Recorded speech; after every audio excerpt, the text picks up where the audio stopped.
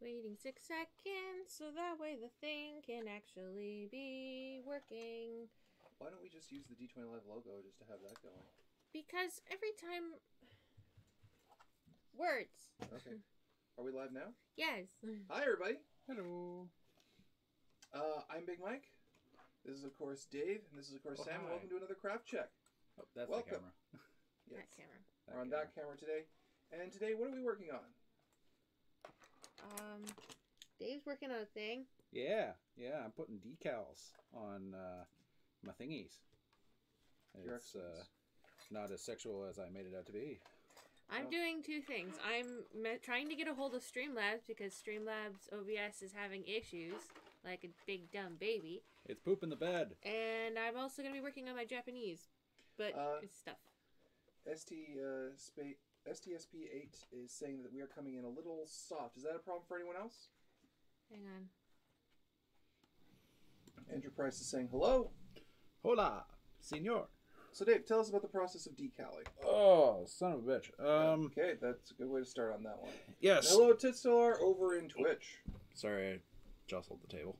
Could you pass my phone? I gotta put that on silent. Is this your phone? I believe so. Find it in a moment. Yes, that is mine. To be fair, we all have otter boxes, so... Yeah, it's just different sizes, different, I actually don't know where my phone went. Oh, there it is. It's over there. All the way over there. It's okay. Oh my god, my arm. It's fine. Don't strain yourself. No, it's because I went to the gym yesterday. Oh, Dave. And John is here, as always, as our moderator. Hola, John. Okay, is Hi, it quiet still? Because that's as loud as I can get it. And they're saying it sounds better now. And STSP8 is asking, how are we doing today? I'm mad at Streamlabs because Streamlabs is giving us shit. Having a bit of a rough couple of days myself. If you're following me over on Twitter, you can see it. I've just messaged them going, it doesn't work. How dare! But it does work because I can see the preview on the live thing if I moved like the bar to be like, oh, please let it so that way I can see it, and I can't see it otherwise because the editor screen just is black, and I'm like, that's not good. Can't see shit. Can't see shit, Captain. So I'm hoping that they'll actually look at it and be like, oh, this is how you fix it. See, you survived the vortex. Barely! Oh, yeah. It's lovely today. North is quite cold up here. D-Croc is saying hello. Hello. But yes, I believe today, Dave, is actually yours, because you're going to be teaching us about... Water transfer decals. Yes. Or decals, depending on your regional location. And I actually have some interesting news. Not myself personally, just RPG news that we can discuss today. Okay. We kicked him in the butt. Yes, that is the wonderful news. Where the hell are you going? I don't know. All right. Where do I anyway go? Yeah. So, and people are saying how they're going to watch Code Geass on Blu-ray after the stream, and they can finally review their all-time favorite anime. Which? But yes, we did survive the polar vortex of cold. We may get more because this is Canada. Oh, it's always on the menu for Canada. Until about what, May? Plus or minus. Ba-dum-bum. Lord Jesus Christ is now hosting us. Wow, that's really loud! Yeah. Wait, do I have? Oh. Hello, Lord Jesus Christ, and welcome, and thank you for joining us. And I do love that It occurred to name. me that I am actually playing this in the background. Let me turn this off as well. Sam, do you remember the days where we couldn't have someone accidentally watching the stream when they were in the same room on the off chance that it would kill the bandwidth for this space?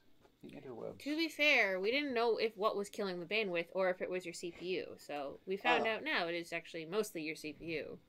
And that's not the fault of the CPU, it's just because OBS likes to chug sometimes. STSP8 is asking, how cold does it get in Canada? Well, what did we hit a record low of? Minus 28 No. Celsius? Minus 25? In Hamilton, it was minus 25 Celsius. Yeah. So that's like... In, do the conversion. we've had negative 34 before Celsius. Well, it wasn't record low, but it was still really bloody cold. It's still bloody cold, right? But like, I think the lowest I've ever seen the temperature ever get in my entire life is negative 40. Oh, yeah. In in the GTA, which is almost impossible considering the fact that we are right by a lake. Yeah. So would you pass me a water? I'd like to take a quick drink. No water for you. You're a woman of contradictions. You know that? I know. Thank you for passing it over my laptop. I'm just trying to go this way, but then I'm like, my arms don't go that long. Alright, so Celsius, that's like... Thank you. Did you just? Yeah. Okay. Whew! That felt good. I was thirsty. I live north of you, and just now reaching freezing. Seattle is weird. Is weird on weather. Oh, Tip Center's over in Seattle. Hello. Oh, that's neat. I know you've mentioned that before. It's just always neat to have a fan in Seattle. I don't know why I find that neat, but so yeah, minus 25 here is minus 13 Fahrenheit, which Canadians. is... I mean, for Americans. Yeah. Rusty is saying, I went to school once in minus 20 in just a hoodie and swim pants. Yes, Rusty, but you're in Sweden. And that's still really... That's how you manscape. Yeah. It just freezes off. Oh, Dave. They're literally telling us. Though. Okay, they're literally telling us to resize it if they want to. Oh my god! Did that literally just happen? So for those of you who didn't know, Sam was having trouble with the editor today, but she didn't realize that the trick was to resize it. Musical with KV. Hello there, Musical with KV. I think you're rather new around here, but welcome. That's just silly. And welcome. And welcome, Chaotic Dice. It was Jordan. This is Jordan's here as well. Hi, Jordan. Instead of being hey, here, Jordo. You could have been here, but he is instead taking care of his you had to play offspring. Games. Yes. You could have been here, but instead you had to have children. Well, you and your children. We're not talking about yeah. his life and his relationship with his child. We're just jokingly saying you could have been here, but you had to have children, and that's the joke. Yes, well, while you were having children, I was studying the blade. Lord Jesus Christ is asking, is streaming to YouTube and Twitch via restream more CPU intensive or bandwidth intensive or both? In no way is it, because we just stream to restream. Yeah, restream streams out. It does the work. It has its own bandwidth on its own servers. We just stream to restream, and then it goes elsewhere. Musical with KV is asking, can you tell me what is this stream? Well, Musical with KV, we are D20 Live, if you're not familiar with us. We normally run RPG games. We have two... Thanks, Rusty. Carissa Craft Check, the craft stuff. We usually run about a long game as well as a stream once a month, episodes of each. However, our stream will be Sam's Regime Diabolique game, as my printer goes nuts. This coming, not the 10th, but the 17th. Yes. We should be playing Regime Diabolique. But one of the ideas we had was to actually have nice sit-down discussions with other members of the team, discuss topics, and just have a nice... easy, amicable conversation where we talk about our crafting hobbies, of which Dave today is crafting decals onto his X-Wings, which he has been working on for some time. Switch it over. Decals. Decals. My X-Wings. Also, I found out something. My favorite comedy anime, Konosuba, is getting an English dub, which means it might be a season 3. Can't wait. Ooh. I still haven't watched Konosuba. But yes, ask your questions. We will talk about topics. In fact, I do have a topic. Welcome, KV, to the most underrated tabletop RPG community on the internet. Thank you, Lord Jesus Christ. That's lovely. Thank you very much. Thank you. That's actually possibly the nicest thing. That's yes, we are.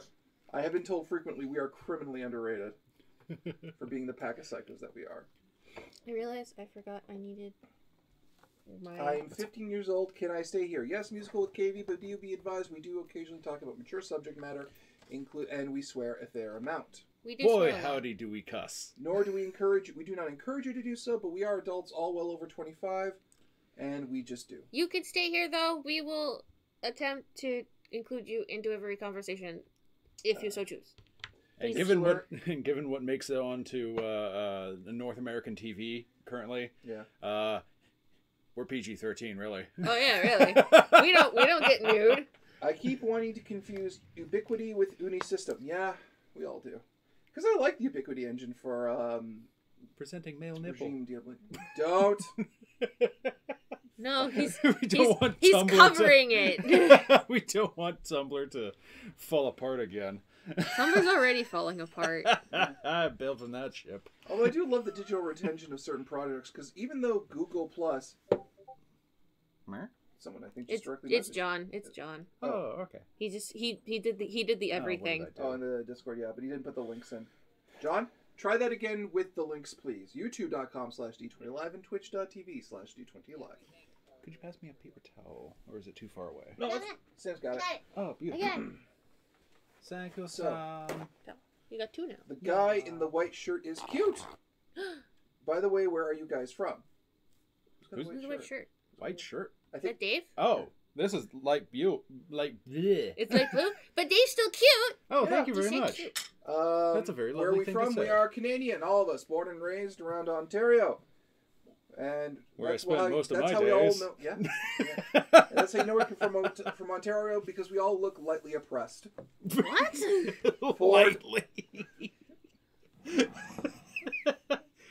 Thanks. Thanks, Pia. Or what the hell is his Did name? you almost call me bowel movement? No. Yeah, I was trying to remember Dofo's name. Dougford. Oh. The other man made of a garbage bag full of chicken wings. Anyway, Well, I'm gonna enough go and politics. see if I have. That's all I'm saying. Nobody likes him. Okay. Uh, So I have the chat here for us, Dave. Oh, lovely. That way you can see the YouTube chat and we can still see. well, I'm apparently moderating today. Yeah, that's you. Yar. We swear upon our moose and geese gods. Geese are not gods; they are devils. They are sky If you have cows, spent thank you. 5 minutes around a goose in Canada, especially around our city, They will come after you. they will attack children. You're from Canada? Do you know Gil? No, I don't know Gil, but I've heard a lot about him. The money or the man? There's a capital G, so I'm assuming it's a person. Okay. Do you know a Gil? No. All right, so I don't know any News. Gilberts. apparently, Wizards of the Coast is actually developing 6th edition of Dungeons and Dragons, and the rest of the internet is going too soon.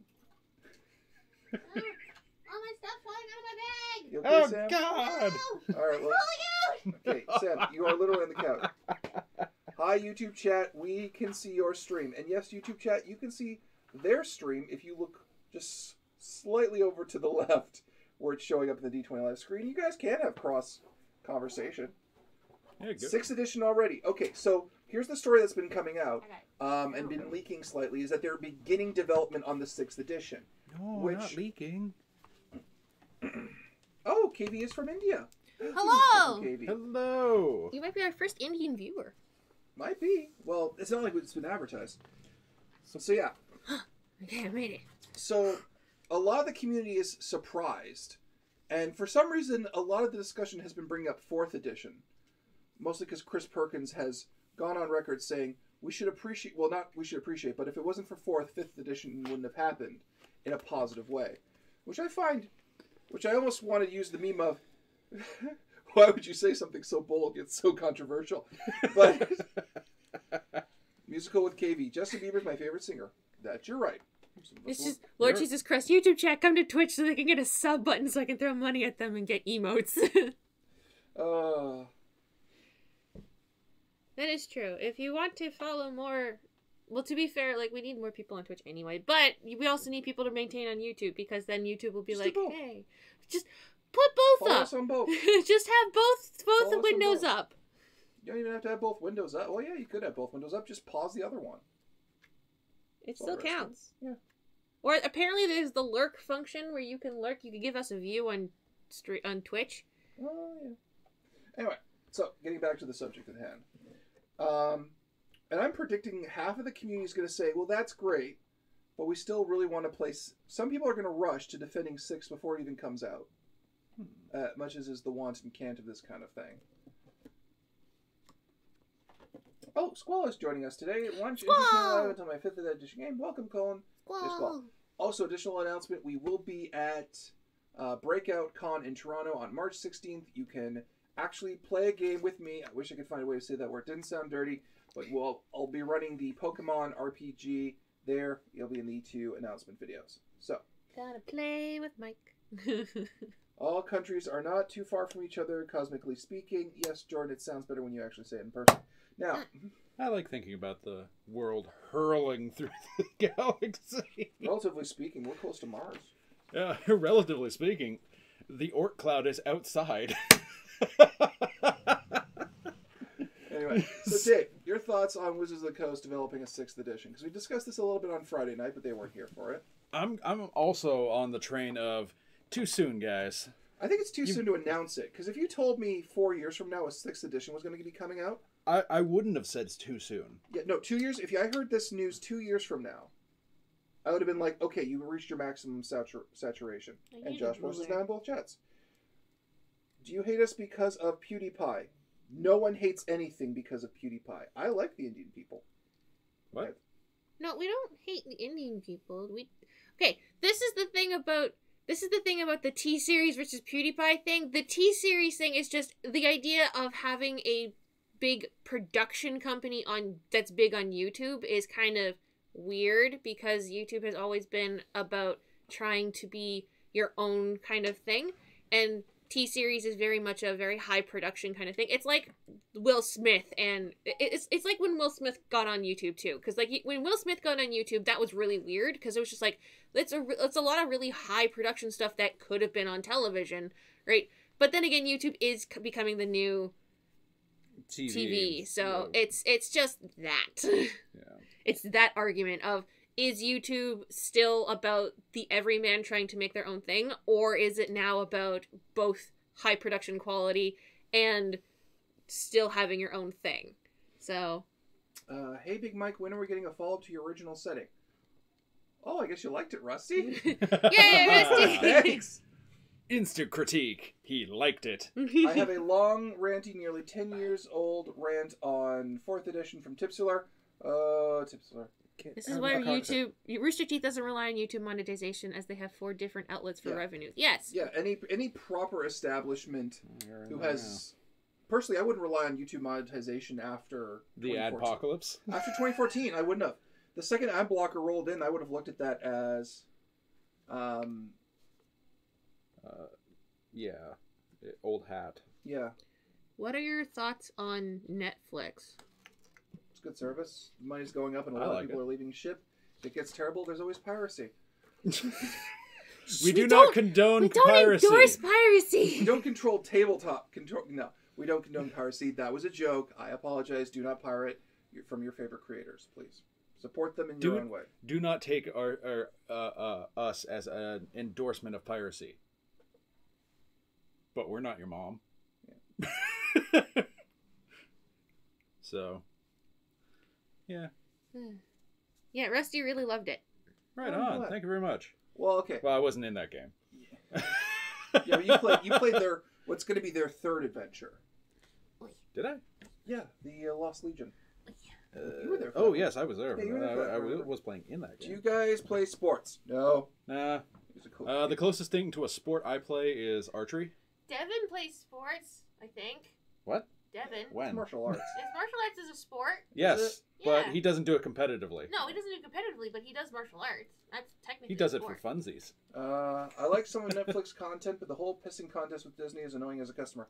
Yeah. Well, that's the problem. Is all the content consumers are now trying to get their own streaming services, and they're trying to turn it into cable television again. And the entire internet is laughing their asses off because of the fact that once upon a time you didn't have to compete with piracy. Now you do as a service. Faceplant Jen, hello! Do you guys married? I don't understand that question. Musical with KV, but no, none of us here are married. You might be asking if we're married. No, but we're dating. We're dating. Oh, guys, I'm probably taking my sister to a local con as in May as my graduation present. I can't afford to give her much, but at least I can do is save her money on a con ticket. Oh, that's nice. That's very sweet. Cons are... so how y'all's today? I've been having a rough couple of days. Dave has been actually doing okay. Sam's doing pretty good, I think. Dave's being Dave. Dave's gonna Dave. I had a rough week, and then Friday got really good. And then Devin got really got worried because of the fact that I was exhausted, and I started... Because when I get really tired, my eyes start to water, and it looks like I'm crying. So then Devin got really upset. He was like, Mike, what'd you do? And he messaged Mike, and Mike was like, I did nothing! It was funny. Yeah. I just watched John try to post the Twitch link in Discord, and it was adorable watching it happen. Anyway, perfect. Here we go. But yeah, no. Going back to 6th edition, yeah, I wouldn't have announced it this year. Because the thing is, and here's the thing. Whoa! Musical with KV has now subscribed. Musical with KV. Welcome. Welcome. It's rather soon. Not only is it soon. Here's the other thing too. It's always the boyfriend's fault. Says ye old bearded dude. That's a guy hitting me with a pie. Well, Netflix canceling Marvel series publicly is them taking the piss out of Disney Plus service. Disney won't resurrect such shows. I can understand about Defenders and Iron Fist, but they're not great. But Daredevil, come on. Yeah. Yeah, no, it's a sad state of affairs. That did Daredevil have a satisfying conclusion in its most recent season? Because I think they were building up to revealing that the duplicate Daredevil was Bullseye. Spoilers. Gasp. He was throwing things with unending accuracy, and we've all seen the original Daredevil movie. Yeah. The only thing that would have been better... With the only thing that would have made it more obvious if Colin Firth had been playing him. Ah! Sorry, not Colin Firth. Colin Farrell. Yes, that one. That man there. But yeah. The other thing is, too, I've noticed, is that they have not released a lot of books for 5th edition. Comparatively. Thank you, Faceplant Jan, for just coming to chill. We're cool. Colin just well, we know it's Bullseye, just give him a chance. Also, apparently, Netflix increased their prices. It wasn't hitting my subscription yet, but $19 a month is a bit much. I'm going to jump it next month and jump to Amazon Prime. Plus, you get your packages faster. That is true. Yeah. Well, because it used to... The problem was, I will complete my forecast and you guys will complete and all the best. Oh, well, thank you, Musical KV. But it's not about the subscriber numbers. To be fair, it'd be really cool if we got to 2,000. Yeah, it would. Yeah, absolutely. It'd be really cool if we got to 10,000. Guys, can we get to 10,000 likes? Each one of you needs to get 10 friends. Fuck that. That's a wussy number. We're going for 1 million. We want that plaque. 1 million. Smash that. Smash that like button. Punch that subscribe button. Rub it all over your face. Jostle that bell. I'm happy that you're all just still here. We don't hemorrhage subscriber numbers.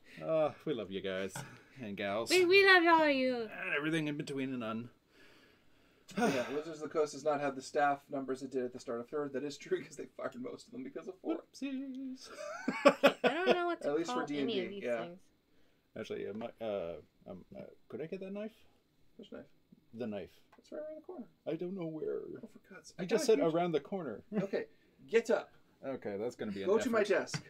What's going to be harder for me? Do you want me to do it? I can do it. Because I've Maybe done she it knows like where it is. I know where it is. Oh. So Could you? Please and thank you. yes, I Musical got go with KV. LOL, I was planning to get 10k subs. Musical, don't brag. it. We're all doing the To best be we fair, can. we're all planning on getting 10k subs. Everybody. I would consider Amazon again if the price went down and they took the Amazon gift cards as payment for Prime. Actually, that would make sense. But Amazon wants credit cards only. I'd be happy. Woo! Oh, guys, I've decided that since I can't get the image of a Jolly Roger out of my head, I'm probably just going to make a Pirate Rider. Lean towards more of a Gokai Silver in terms of looks. Cool. Oh, it was in here. For those again new here, John's just giving updates. Thank you very much. Hashtag blame Hasbro. Blame I'm a Transformers Canada. fan. Blame And hello, Canada. Tech2743. Welcome to the chat today. I was going to be working on something today, but I think I'm moderating today to make up for all the times I've been bad at moderating. I'm doing homework. For doing homework. Self-imposed homework. Self-imposed homework because I decided I wanted to learn Japanese. So I smashed the subscribe button. Now I'm unsubscribed and it doesn't work anymore. Oh, with no! a fire emoji. Faceplant, just hit it again. I think he's joking. Please hit it again. For the love of God. Please hit it again. Every time that number goes down, I have a heart attack. And John is just doing promotion, so I don't need to repeat that. Oh, yes. No, wait. But yeah. What do I call these words? I don't know. Yo, moderate as DJ Sagra to make up for your lot in life. Thank you. What are your thoughts on children just wasting their time playing Fortnite and PUBG? Could be worse. Yeah, it's their time. Their time. They're not doing drugs. They're not getting into gangs. I don't give a crap. Hello, D20 Live. Actually, I heard this really funny thing. It was a review of Fortnite being the best game ever of 2018 because he's never actually played it. Yeah. But the Dota and the League servers have really cleaned up. Really? Since they all jumped into Fortnite. I heard the League service got worse. Really? Yeah. I'd be happy if the League service got better because now I can finally play it. Yeah. I used to get more upset when something was the hot new trend, du jour. Yeah. But I don't care anymore. Like I'm not I realized something. I'm not someone who follows the latest trends, and maybe that's probably for the best. Updates on the schedule, more coming from the YouTube. If you subscribe to the channel, and John's doing more promotion. Do you like to play games? Musical with KV. We actually have a gaming stream next week. I will be by myself, and we will be voting in the Discord what that will be. We, however, do not like to play the Jigsaw games. No. It's the best game I've ever played is what it was called. I did enjoy that. But yeah, no, I don't. I'd like to play like a a small scale King of the Hill game with the team, where we're all trying to assassinate each other or something. Have you guys? I cannot read this name. It is too yellow. Oh, Coupe de Jarnac. Have you guys tried Wargroove? It seems like a game you guys might like. I have not. I'll have to take a look at that. The only MOBA I used to play was Smite. I've heard that a lot. I might jump out since they added the Arthurian Pantheon. Sam? Yeah? They added King Arthur to Smite. Of course they did. They already had the monkey. They already had Sun Wukong in there. And their artwork's really cool. Which game are you going to play? WrestlePath said it's going to be voted on in the Discord. It will be, yes. Mike is going to have a thing on Discord where you're going to get to vote. Yep. So. And it will not have Final Fantasy IX. Sam wants to be here next time I play it. My child! Mike, there's an option on Twitch to make it readable colors. How do I do that? Coupe de Jarnac. Add as a friend. Oh, well, whatever. I know that bright yellow one is Coupe. Tell your names one by one. I'm Mike. That's Dave. Dave? And that's Sam. Hi. What convinced me to try Smite was Amaterasu. Are you excited for Persona Q2? Yes, I am. I am very excited. Is that quarter two? Persona Q2? No, Persona Q is it's a spin-off. That's the word. Q2 is just the second in this spin-off. And I'm very excited because now because now you get all the Persona 5 characters in there, and 2, Persona 3's like alternate female protagonist is also going to be in there, and I'm very excited. And I just Also, thank you, Colin J. Squall, for telling me how to get the Twitch to readable colors. So musical with names were showing up like super yellow. Musical with KV. Their link in the description. The link in the description has Discord in there. Rusty Path. So, Sam, when are we going to burn that village for putting Vivi in a box? Justice is needed. I know, but that's happened for next time because unfortunately I can't be here for the game stream this week. Next week, sorry. Big Mike, I'm still not that knowing of said Discord. Sweat drop. John, just instead of trying to type it in, just go copy, paste. It will do the thing because it needs the HTTPS to pop it in. I get the feeling Sam could go on for hours about Persona. Yes, I could. And she has. I have. Very much so. Much to Jordan's chagrin. Well, Jordan can suck an egg. We should probably... You know what? So, Sam, who wins in a fight between Makoto from P5 and Chie from Persona 4? Oh, God. I have to say Makoto just because of the fact that, 1, Makoto is actually older than Chie, and 2, Chie doesn't have any formal training, whereas Makoto does. Chie actually is all self-taught just by watching karate movies. Yeah, Bruce Lee more so, I'd say. Yeah, but it's just... Coupe de Jarnac has donated $6.55. Yay! Take my money. Thanks for doing what you do. Thank you, Coupe de Jarnac. Lord Jesus Christ is saying PQ is an Etrian IOC style Persona spin-off. I'm honestly surprised they're not dubbing PQ2. And Otaku Kat says hello. Hello. So, who wants to learn how to do decals? I do not, but you're going to teach us anyway because someone needs to populate this with the conversation. All right. So, water transfer decals, you just kind of soak in water. You cut out the specific one you need, and you soak it in water for a couple seconds. Now, why do you soak it in water? To release the stickiness? Good question. To soften the glue that's holding the ink onto the substrate. Okay. Other than that, So is there an anime character from Colin John Squall 1? So is there an anime character that is Sandra Bullock's Lieutenant Huxley from Demolition Man? So an anime character, a cute anime character that frequently gets words wrong and really idolizes a culture. That's fucking half of them, dude. No, not that one. I'm trying to think. God, that. She's basically that one meme of I found a weirdo. You know the gif. I found a weirdo. Sorry about the smell of this. It's okay. Chie, a girl after my own heart. I love kung fu flicks, particularly the Shaw Bros era stuff. So, Chie is very much loves kung fu flicks, anything that has to do with like, you know, action stuff, which is why she in the actual game she just likes to kick stuff. It's also why Yukiko doesn't do anything other than wave her fan around, because that's all she knows how to do. So play any Resident Evil 2 or Kingdom Hearts 3?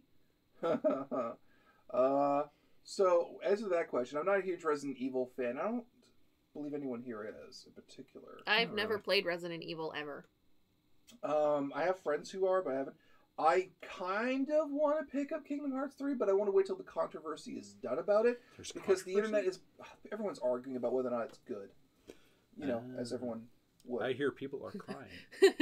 If you guys haven't seen the Persona 4 fan comic dub, go watch it. It's great. Also because Yukiko is trash. She is trash. Rusty Path. I listen to the Com Bravo 2015 almost every night because it helps me relax and let me go. Oh, thank you, Rusty. Thank you for that. I'm glad we could be a positive thing for you. Which one was 2015? That one was... Attack on Titan. That was. I think.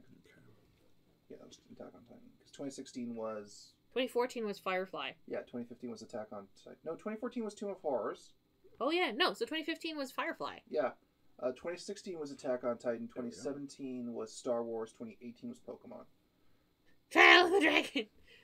The best thing that came out of the Persona 4 fan comic dub was the Fastake, and also because of the fact if you actually play Persona 4 Golden, you go down a route with Marie will actually have an option be like, well, why do they call it beefsteak? Why do they call it steak, but it's beefsteak? Why wouldn't they call it something shorter, like Fastake? And I'm like, that's great. I love this. I love the Fastake. I'd play Resident Evil, but I'm a freaking wimp when it comes to anything horror. I've jumped at sheep in the middle of the night before. Yeah, but Resident Evil's more... Oh, God. Gonzo, I'd say. The closest thing I've played to a Resident Evil game is Onimusha. So we've got Star Wars. Dark Stones saying hello. So we've got Star Wars water decals on the left, Japanese homework on the right, and Big Mike is the star of the show. Okay, I'm not really doing much. So Mike, do you plan on creating an Angoria, what's the name of the World Last Stream, campaign setting book PDF? Yeah, if you all want me to. Because the idea was, I can talk about it now, finally. If you want to ask me questions about... Welcome, Grand Admiral Thrawn. It's an amalgamation of other games put together. The Elven Ball thing with Square Enix decided to throw it in Instagram because it's a Generation Z thing. Anyway, like for sale, that would be a lovely thing to do. It's not quite near there for that yet. And you're also welcome to ask me questions about it now that the first stream is done. But I would very much like to once it's more filled out because it's only about 20 pages. Mike, you are a star. All of you are. Thank you, Rusty, very much. Rusty. I was considering if I were to do like a limited print run of maybe like 100, maybe 50 books, maybe not even that, 20 books, just to kind of have as like a thing for people who really wanted it. Sam is convinced I should do more. Yes. But yeah, no. My idea was with Angoria was what would happen because the problem is with so many fantasy books because of my background with literature. Ian Lund, thank you, Ian Lund, for saying that you second that.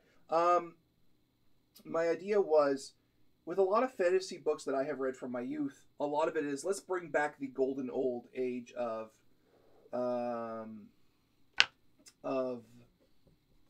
fantasy. Let's make the kingdom have its old values. Which, when you look at modern politics, bringing back old values isn't necessarily the solution. It's how do you adapt to how time has changed. And I wanted to show how cultural identity has shifted after an apocalypse. Oh yeah, I haven't seen that video yet, but I'll ask your opinions on Pathfinder 2. Lord Jesus Christ, now that I've played it, it's good. There's a lot of little differences that throw me off here and there. But the thing is, it's not done, so to speak. Colin J. Squall, as Admiral Thrawn's charred corpse is propped up on a stand that parade around the room. Yeah, guys, just because Thrawn's dead doesn't mean he's done. You could go the drive-through approach, POD as an option.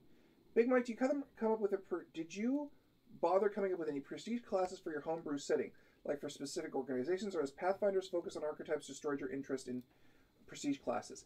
Lord Sathian, it's a good question.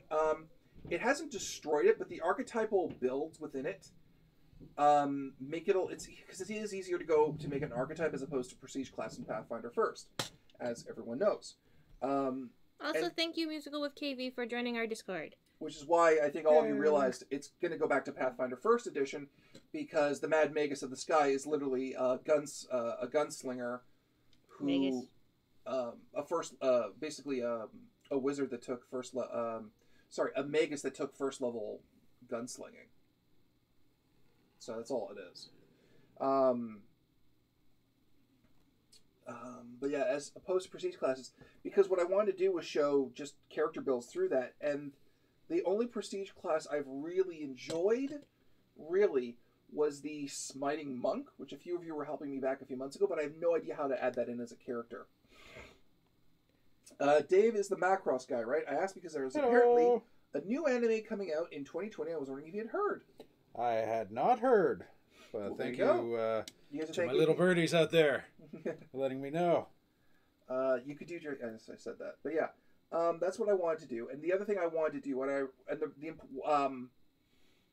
was the problem I have seen with every this is our original fantasy world is most players need to have read like 40 to 20 some odd pages before they start. That's one of the reasons why it had to be an apocalypse. The idea was you start in the atypical fantasy, elves are good, dwarves are this, and da-da-da-da-da, and then that apocalypse hits, and the game starts in the new world, 500 years. Night Musical with KV. Thank you for joining us. Did I use Solar Set? And then, because you had that fish out of water story without it being like an isekai or something like that, you could see how all these cultures had advanced, but you only need to remember like one or two bullet points. Tanya the Evil as an elf. Basically, that was the idea. She's a little more... I wanted to make her a lot more complicated than Tanya. But yeah, I found the music video... Sorry, not the music video, but the music for the closing song for Tanya, and that was a big inspiration for that character. She's probably the only character that's as close to original source. I mean, it's Kingdom Hearts 3, an installment of a franchise that hasn't had a number sequel in 14 years. 1, Assassin's Creed. Just gonna say that one right there. But, I don't know. Because, I'm gonna spoil one thing about Kingdom Hearts 3, it's not the end of the story, period. Like, because I was curious how it ended, and there's more plot coming. Not in regards to Xehanort, but we're getting more plot. And that is really frustrating on several levels. Because a lot of people were thinking it was going to be the end of Kingdom Hearts, and I was like, it's great. We can start over. But no, there's so much more stuff. It's too much of a Big Mike, is there an Iskander analog in your world? Yeah. They haven't met him yet. Actually, no, there isn't. There is not.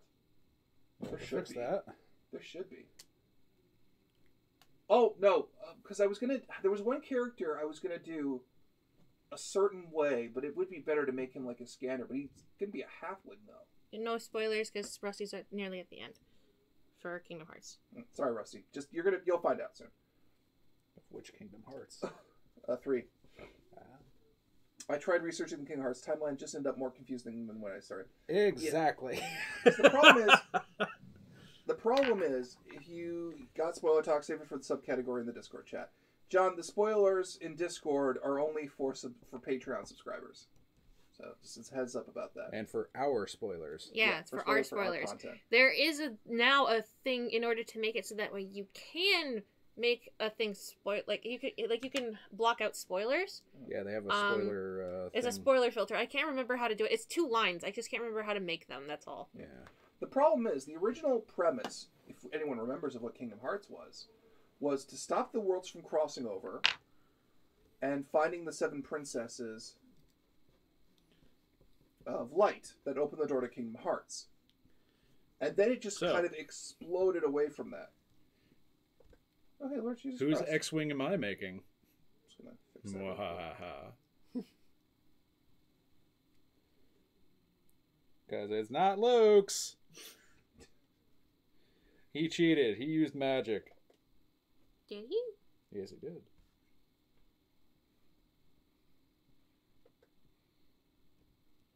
Wedge Poe? Where is it? Poe. Someone said Poe. Nope, not Poe. Who said Wedge? Ian Lund. You got it.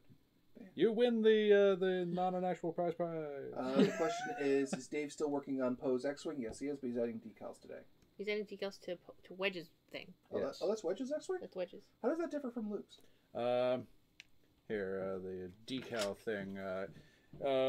Luke is red 5, so he's got 5 ticks behind the wing thing. Mm-hmm. Wedge is red 2. So I cut off 3 of the the 3 of the 5 ticks. That's it. That's it. Oh, that always makes me upset that that's not a way you can modularly switch it back between the two. Oh, yeah. That's how it's done. I'm also looking at the Discord right now, and the Discord's on fire again. Is it? As the Yay! meme goes, Tetsuya Nomura has now joined greats such as Hideo Kojima and David Cage for creating an ethereal, insane stories that confuse more than resolve. Who? What? Where? As the meme goes, Tetsuya Nomura, the man who made Kingdom Hearts, Yes. has now joined greats such as Hideo Kojima and David Cage for creating ethereal, insane storylines that confuse more than resolve. Yeah. Oh boy. In the trailer, Sora seems to be getting character development. Is this true? Asks the Otaku Cat. Rusty just replies with, a bit. Do you call crying character development? Oh, jeez. I don't know. I'm not playing it. I have not played it. I've heard people are like, just a bit can't really tell. I prefer the Y-Wing myself. I also want to make the E-Wing more canon. That's fair. I have the Y-Wing. Not a big fan of the E-Wing. It looks kind of funny to me. Oh, man. That always drives me nuts when people just don't know how to have a reasonably paced narrative. You know? Because I like Metal Gear. Solid. But, you know, what is a video game but a miserable pile of pixels? But sometimes... Welcome to Metal Gear. Why am I naked? But I like having something to make sense. People are like, oh, no, it's this. You know, just so that when Matt Pat comes with a theory, I can tell him he's fucking wrong. Matt Pat. Yeah. But that's just a theory. I won't lie. One of my goals is for Matt Pat to be big enough that Matt Pat doesn't a game theory on me, or a film theory on me, or my content, just so I can reply and be like, not only you're wrong, but you're an idiot. Just to have that. And then throw a throw on the end there. But that's Just a a theory. At least Ozmet sounds like Sora's dropping in octaves. Was anyone else annoyed that Mara Wait, did he go through puberty? Get as much as a name drop? When? Forever ago. He's like the same age as I am. Who? Sora? Haley Joel Osment. The guy who voices Sora. Oh yeah, I saw a picture of him before and He's after, got, like, and he's like Giant ass kinda beard. beardy. And he's really big now. It was really weird because the thing is that I had like such a crush on Haley Joel Osment when I was younger. It was just like, oh, he's so pretty. Was anyone else annoyed that Mara Jade did not so much get named off by Luke in Last Jedi? That's because Mara Jade isn't canon anymore. Yep. Much to everyone's chagrin. I do like how they made Thrawn back in canon. Yeah. With the But it's like the entire Thrawn trilogy itself isn't actually canon, just Thrawn's there. Honestly, Ian Lund. Honestly, the X-Wing is my least favorite. It gets all the attention. Y-Wing is the unsung hero of the Rebellion. Lord Jesus Christ. I just want something to say makes sense. Mike, that is completely unreasonable. I have no idea why you would want that. I like my things making sense. I kind of wish in some morbid sense of hope, given that how the company's turned on the community in favor of dumbing down on Pachinko machines, I like those visuals from said gambling terminals put in MGS3 Snake Eater for a proper HD remake. It's not going to happen. I want an HD remake of Silent Hill 1, but that's never going to happen, and I'm very upset. I got my HD remake of Shadow of the Colossus, so Yeah. Dave's like, yeah, I got the thing. Haley Joel Osment has now fused to become Richard Carr and Al Borland from Home Improvement. Jesus, John, who I met once on a movie set. I don't consider the new films to be canon. I still like them as movies, but I like the older Expanded Universe stuff. Yeah, That's all right. But it's also, you know, there's a lot of people who put a lot of money into buying the Expanded Universe stuff. Yeah. And they don't want to feel like, well, this X amount of dollars I threw at a franchise has just been shat on. Yeah. I'm sure Osmond is relieved whenever he gets to voice Vanitas. Unpopular opinion: characters dying in cutscenes not because of players' actions in gameplay is bullshit. Yeah, I can see that opinion. Yes, I can see it too. I read. But that... Fuck Konami. Since they would have to beg for Hideo Kojima to come back to do both MGS3 Remake and Silent Hill 1 Remake. Jordan's like, I'm still salty about Harris. What? I'm still salty about Harris. Oh, yeah! Just like, you dump all this time and effort and materia into making sure she's, like, your best healer, and then, plot twist, stabbed in the back. Sorry for all of the... It's been how many years? It's not a spoiler anymore. Yeah. Mandy Moore has voiced both Aerith and Rapunzel. Huh. Which Rapunzel? Disney Rapunzel. Mandy Moore is Rapunzel from Tangled. Oh, yeah, I love that Tangled. So she was also Aerith. Huh. Interesting. From which thing? The reboot or the reimagining of... Or Kingdom Hearts. Oh, never Lord mind. Jesus Christ. That one. Oh, yeah, Mike. I just remember, have you worked on the Yakuza campaign using the Cyberpunk 2020 rule set thing I suggested? No, Lord Jesus Christ, I haven't. Mostly because I'm trying to get ready for Breakout. I'm trying to get ready for my Deathwatch game, which is happening in April, as well as I'm trying to plot the Bravo game. This is why Devin and I are trying to... Because, okay, this is what's literally happening. Mike, I think, has, like, 3 games before Bravo, and then the rest of them are all Devin and I trying to figure out how to actually make it so that way Mike doesn't have so much work. And apparently I work too much. Yes, he does. And we're trying to help him with that. Yes. Dave, do you feel I work too much around here? I feel you could learn how to delegate. That's fair. Because you do have staff. I don't like to bother people. By the way, Dave, we are getting the new audio next week with Tyler. Right. So once Tyler figures out how to connect it to the computer properly... oh, these are pretty. Sorry. It is pretty. They're pretty. So once he figures out how to properly get it to the computer, where then am I? There we go. you can come around and help with the audio levels. Yeah. So just letting you know. Right on. I don't know if you want to do that for I'm free most times. which is the 17th. Yeah, I can do that. Okay. So then that way Tyler doesn't have to do double duty while I'm you know. No worries. Because then one of you can at least do the cameras and the other one can do the audio. And I will let both of you fight about that. Yeah, Lord Jesus Christ, it is not the quality of the idea that keeps it down. It's such a good idea. So good. So yeah, Wedge Antilles, little known fact, survived 2 Death Stars and a lot of the extended universe before they slash cut it. He's kind of like Poe Dameron, where he didn't cheat because he's not force sensitive.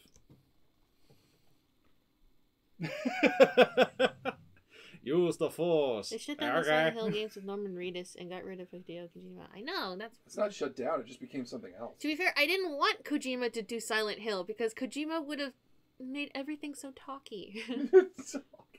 It's true! Yeah. I'm sorry! The last, 4 Metal Gears have all been yap, yap, yap, yap, yap. I get it, come on! Silent Hill doesn't need any yapping. Silent Hill's all about being alone and scared. Spooked.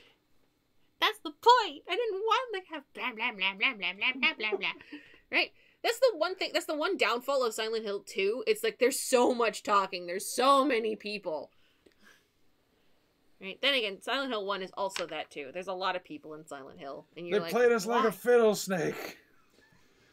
Here's my defense for Luke not really fighting Kylo Ren at the end of The Last Jedi. Luke has a terrible track record with fighting with a lightsaber. He's actually not a very good Jedi. He hasn't won once, not without giving into his anger. Jesus Christ. Or losing a hand. Oh, Christ. He talked to the friends. Is the Orville a good show or just over-advertised on TV? Oh, I fucking love the Orville. Are you kidding me? It's so good. Speaking of Star Wars, thoughts on Episode 1 Racer? What? Oh, the pod racers in Episode 1. That's fun. Silent Hill 2 is the best game in the franchise. It is. It is the best game in the franchise. I'm not knocking it. No, not a game. Star Wars Episode 1, The Phantom Menace. No, they're talking about Silent Hill 2. No, over in Twitch they're talking about... Oh, the game. Oh, I love Pod Racers, the game. The one with the fucking big handles at Palladium. Yeah, that was fun. Yeah. You couldn't control a damn thing, but, you know. Oh, you were in there for the ride, but I bought the N64 racer game that was in pretty much that ported, and that was a lot of fun. But yeah, you always stuck with fucking Anakin's pod racer because it was fast. Fast. Yeah. It's on Good Old Games now. Yeah. Anyone seeing the new animated Star Wars show? I keep missing on TV, but I'm wondering if it's any good. No. Okay. It's not. It's got that weird, janky, super fast animation. Oh, all we did was write a macro to go between the keyframes. It's like, that fucking thing. The thing they do now for fucking, Voltron. Is the same thing they do for Voltron and She-Ra and all of them now? I like Voltron. I don't know when did they start doing that for Voltron. Around season 2, I saw it happening. Weird. I'll have to keep an eye out for that because I have not. Because I could see it in the She-Ra trailer, which kind of put me off. That was the only thing that put me off about the new She-Ra show was just there were these weird cut frames. Yeah. In the animation. I've barely seen any of Rebels and none of Resistance, so Star Wars Resistance. But Rebels is great. Rebels had nice fluid animation and characters. I haven't seen season 2 of Discovery, but Burnham has written so horribly that in season 1 she went from the most unlikable character to model officer in one episode right at the end. Which what? Star Trek Discovery. Oh, I fucking love Discovery. The new She-Ra has some good moments. I just haven't watched any of it. Apparently, Burnham was written so horribly that in season 1, she went from the most unlikable character to model officer in one episode right at the end. Season 2 of She-Ra drops the same day as Infinity War Endgame. That's a mistake. But yeah, Silent Hill 2, yes, is the best game in all of the Silent Hill franchise. I completely agree. It's just, I didn't like how, because the problem is that when you found a character in Silent Hill 2, James was a giant idiot. And a peach. And I hated him so much. Where are you going with your head, man? I don't know, man. James and the Giant Peach.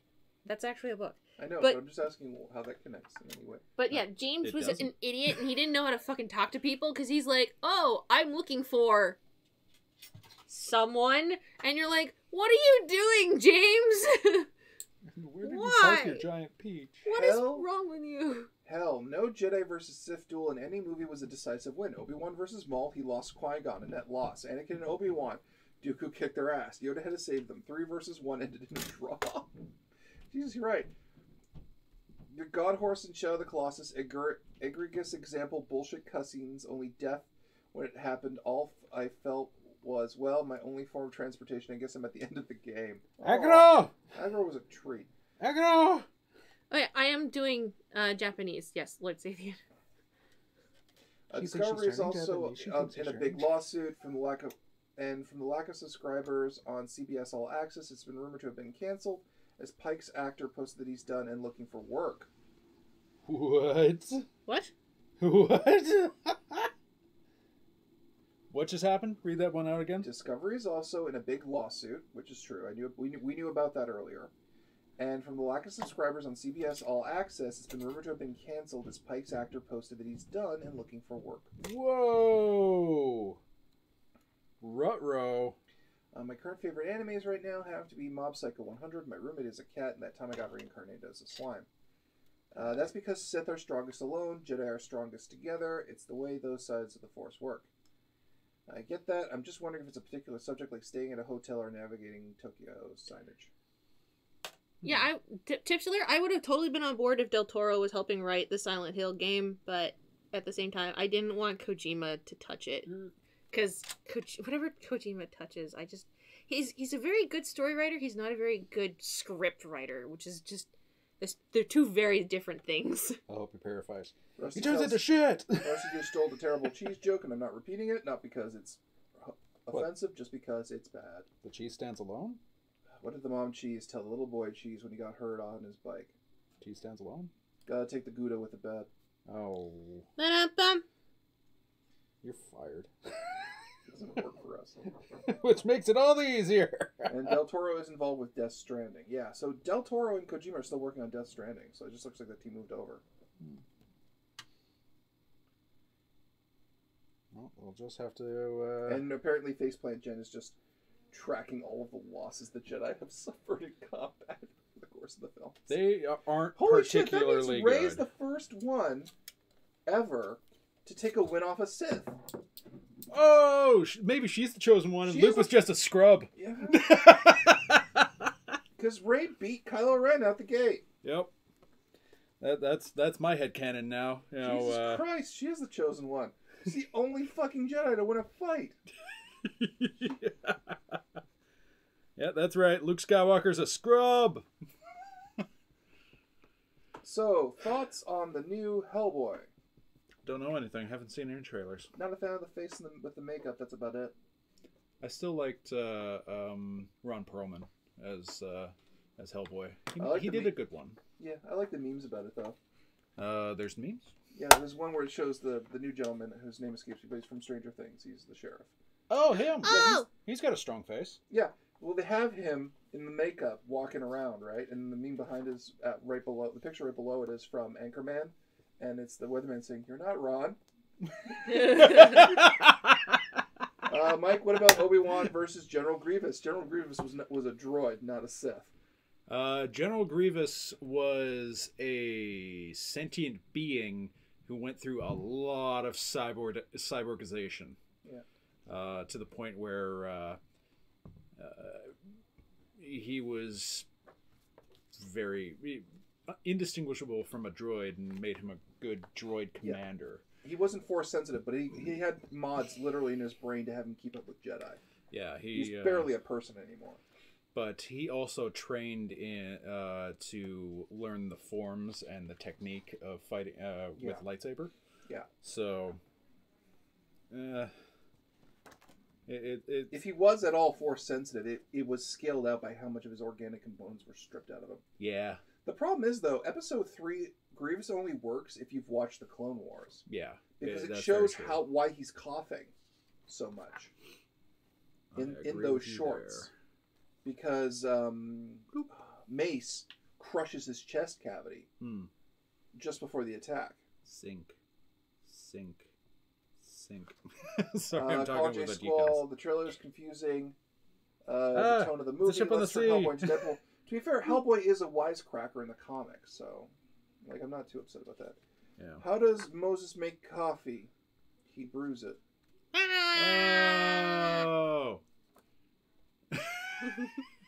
That was heartbreaking. Say. I should be working on the thing I was working on. That was a special kind of lame. Can anyone? That was the last one, I promise. No, Rusty, more puns. The dad jokier, the better. He coughs because he was critically sick or something. That's why he became a droid in the first place. Yeah, no, Jordan. If you watch Gennady Tartakovsky's Clone Wars, the animation, the shorts, they show how effective he is. But Mace Windu, they literally show him crushing the chest cavity of Grievous, and the movie starts before he's managed to have it fixed. Okay, I'm just gonna show people what I'm doing, because what I have here is I have two books. I have my actual note-taking book for Japanese, so that I have all the words here, and on the back I've got like phrases and stuff. But what I'm doing is what I like to do is I like to have my note-taking book, which is like all really like shittily written and stuff, and then I like to go over and actually redo all of my notes again. So I have, this is all the alphabet and stuff for Japanese. Well, I say alphabet, but it's just like, it's the characters. So I have them all written out and everything, and then I have like words written out, all very nicely written out, so that way I can actually see them all. Yeah, I am a big dork. Okay. One day will Sam cosplay as Azula? Which one's Azula? Avatar. Oh, isn't that Zuko's sister who's crazy? Yeah. See, I asked because I've never seen Avatar. Wisecracking is fine, but the fact they're making a campy fun time when they promised it would be an R-rated affair, Mike. The jokes in the trailer are cringeworthy and using Money from Billy Idol's weird. That's fair. Okay, wait. Sam, who is more cherished, Vivi or Aqua? Aqua from what? Are you talking about Kingdom Hearts? Yeah. Because if that's the case, Vivi, because Vivi is adorable and we love him.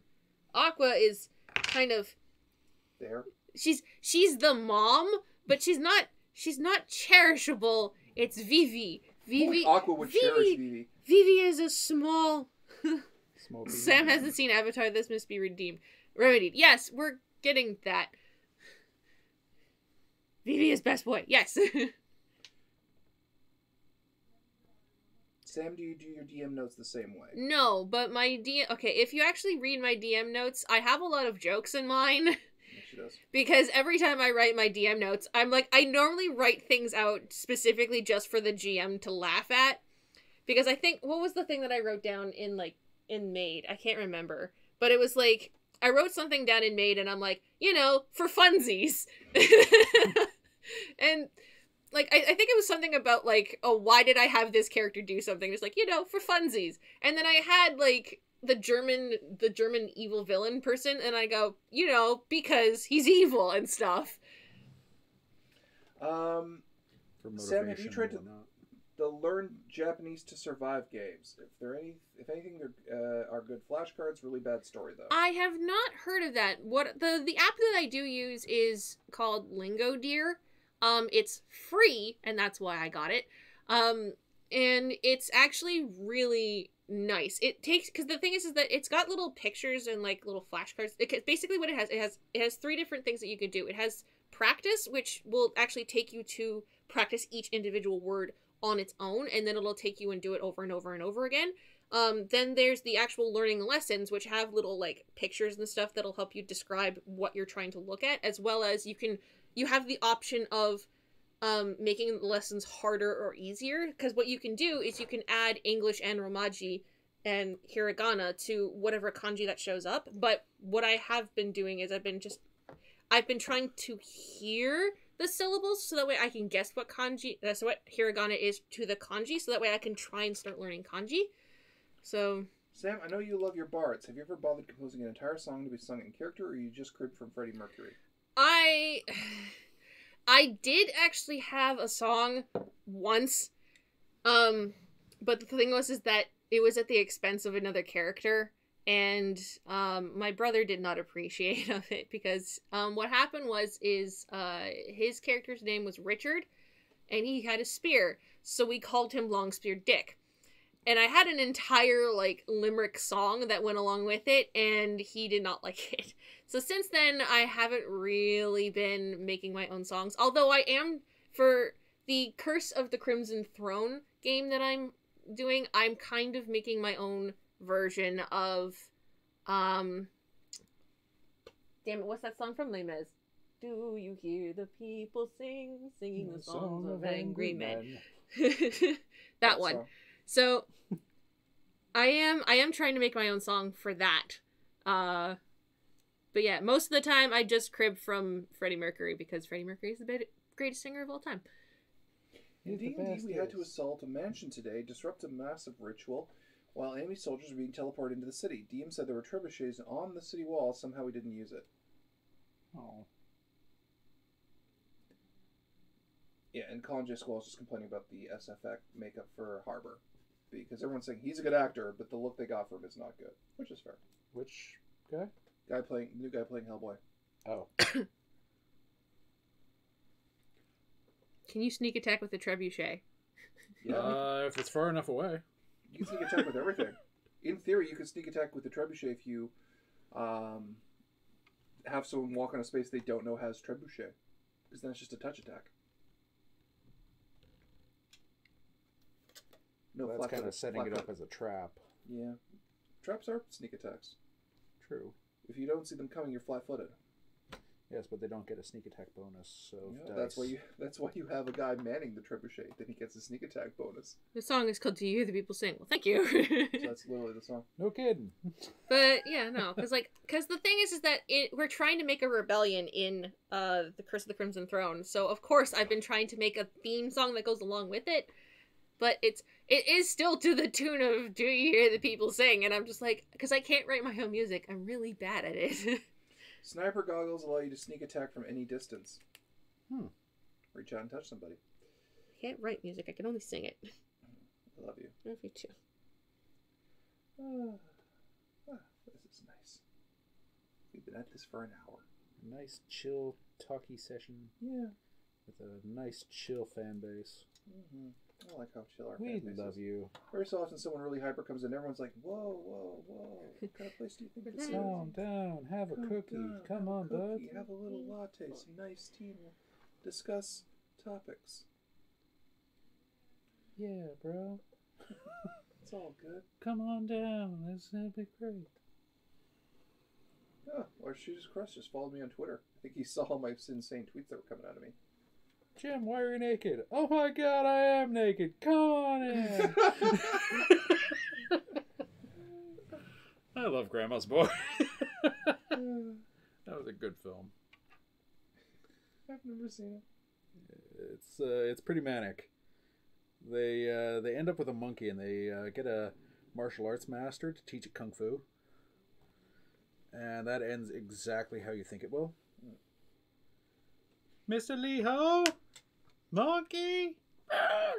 Drop kicks him in the neck. Smash cut. Didn't you see? All right. Yeah, this is coming along all right. Top decals are nice and. So what was Mike planning to do for this stream? I was going to design a tabletop RPG game. Yeah, bye. And Rusty goes, as I have failed to find puns worth a damn, having this have this fire instead. Yay! Fire! Fire's always good. Okay, yeah, no, but, yep. Nice. Yeah, that was what I was going to do. I was going to design a tabletop game with input from people, but since I'm just moderating today, that's also good. Float, little wing thingers. Float. Pants are illusion. Pants Revolution. Pants are an illusion. Oh, yes. Yes, they are. The fact that we have to wear them is a social construct. I love Dead Gentleman Productions. If I had a group of people I would love to do a project with, it would be them. Were they? Gamers Hand of Fate, the people who Oh, made, yes. the people who made the Jack Chick movie. Darkest Dungeon. Yeah, they made the movie. Yes. And it was great. I love all the reviews of it. I still haven't gotten a copy. Haven't you bought it? I really want to give them money. It's like, what, $5 now? Yeah. Yeah. I'm going to, eventually. When I have a prepaid MasterCard. You know? Yeah. No, And they can't be traced back to you. What type of game class or skill-based system? Class or skill-based system? Well, here's the thing. What I wanted to do, because I noticed there's a problem with tabletop that I've noticed. I'm wrong? No, that's not the problem. Is that right now, so many tabletop games are basically the same approximate premise of your group of adventurers going out and doing things. And I was watching some shut up and sit down reviews of things like of different types of tabletop board games that allowed you to be different things, like Twilight Imperium, where you're an entire intergalactic species, or I think it's called Root, where you're an entire part of a woodland civilization, and you have your own unique mechanics onto that. And I thought to myself, why isn't there a tabletop game where you're a country?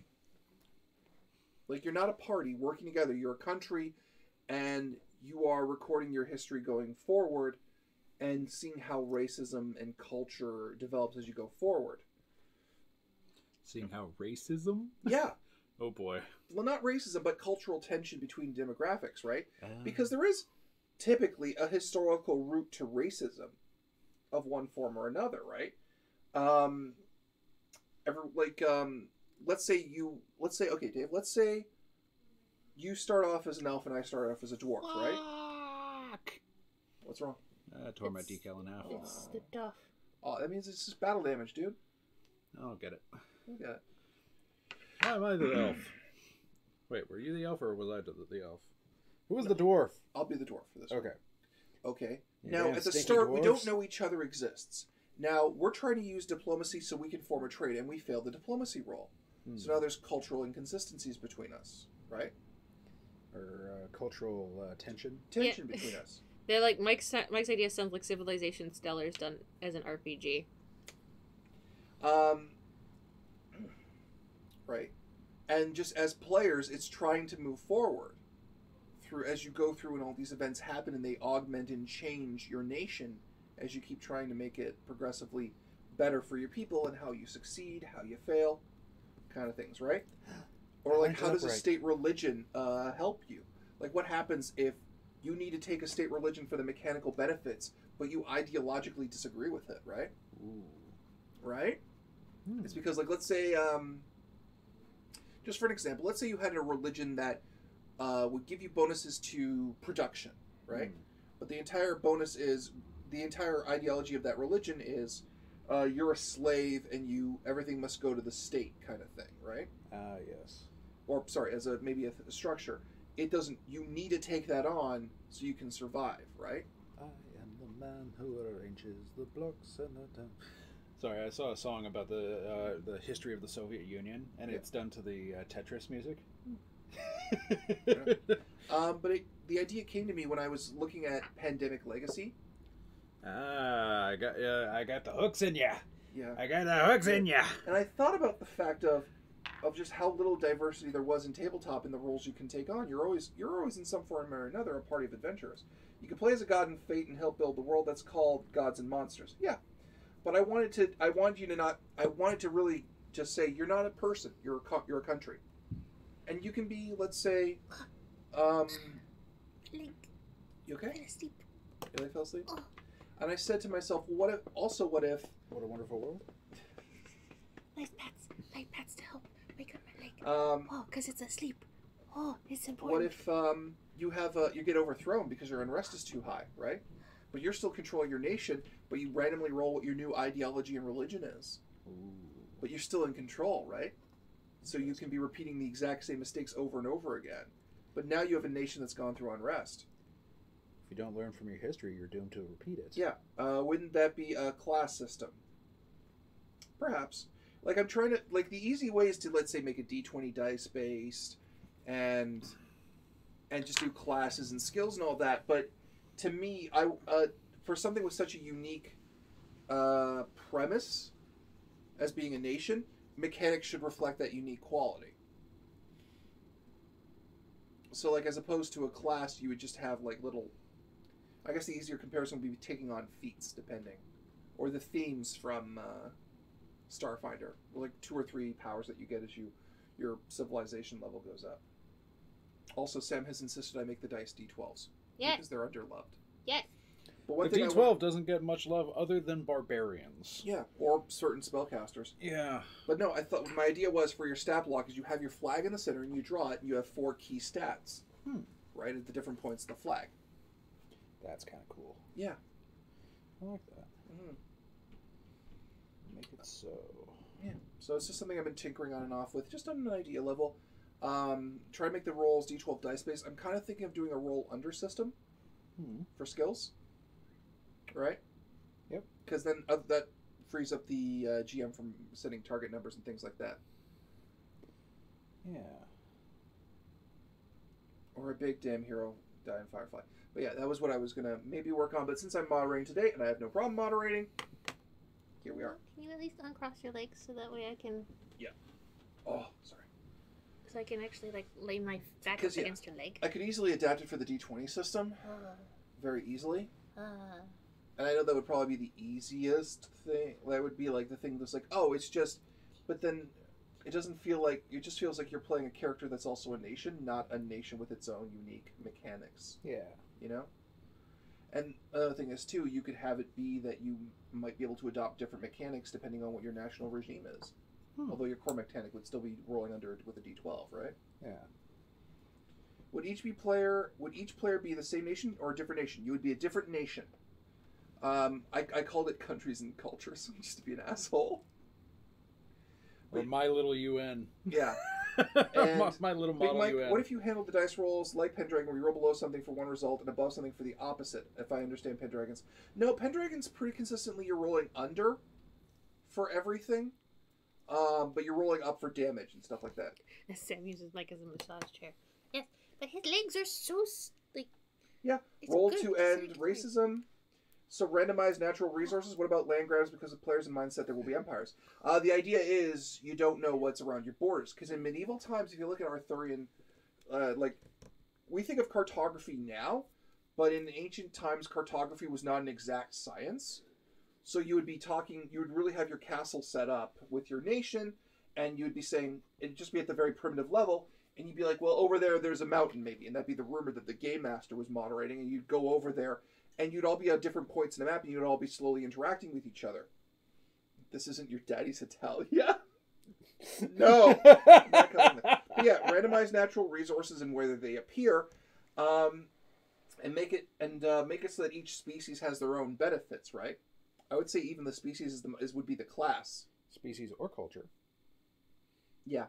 Yeah. Well, I would say species because then you could be like elves, dwarves, and humans, right? Yeah. But then their culture can change. So you can change elves from being druid-based. So you can decide what you make the elves become, right? I'm not into this whole nature thing. We're going crazy to make pyramids. The great building elves. Yeah. Or sea elves. You could decide dwarves are something new now, right? The thing that I like best about Japanese is that some of the little Japanese characters are little silly things. Like, Moo looks like a little cow, and it's super cute. Hang on, I'm gonna try and find it. Moo. But, you know, I think the closest thing to being a class would be the race. Yeah. Really. So, there we go. Moo looks like a cow. Moo. The other thing is, too, I don't want a lot of minutia to mechanics. Yeah. There definitely has to be an economy of having heroes or champions, right? Of having, like, adventuring parties, kind of like Lords of Waterdeep, where it's just like you just have these heroes as a commodity that you use. Would the planet be also randomly generated, or would there be an existing planet, and do you start something random to figure out where on the planet you start? I would say the planet would be randomly generated. Theoretically, you'd be starting within a reasonable geographical distance of each other. Mix everything up small world style. Yeah. And you randomly determine where you are within a certain distance of each other, and you're slowly going out from there. And the world can get bigger, of course. And if you want, and I would maybe say later on, there's an option to make it bigger, like you meet on the planet as opposed to within like a continental mass. How's that looking, everybody? Got the... They're very nice. They're adhering very nicely, actually. Oh, and one thing you could have, too, is you could have bandits, and if they appear too close to your neighboring, another player's country, they look like they're from that country. So you just have, like, cultural tension becoming because of that. Night Faceplant Jan, you have a good one. Good night. And Lord Sathian is saying the XWing looks nice. Thank you. Book. But after I get all the decals on, I'm going to do some airbrushing, maybe. Okay. And add some carbon scoring and some blast stuff. And I'm hoping to make it look really good. Mm-hmm. But yeah, that was my idea. I'm just kind of penning out my ideas for what I want to do mechanically.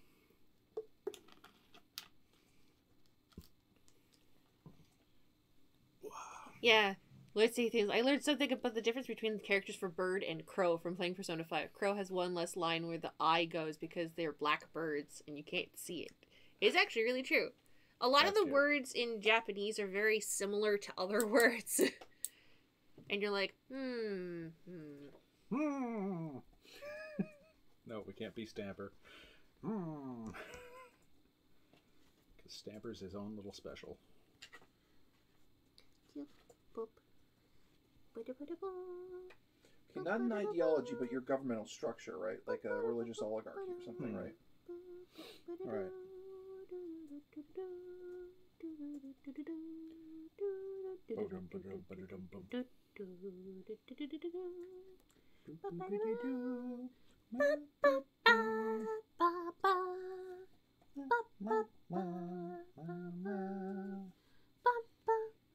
Oh, and religion as well.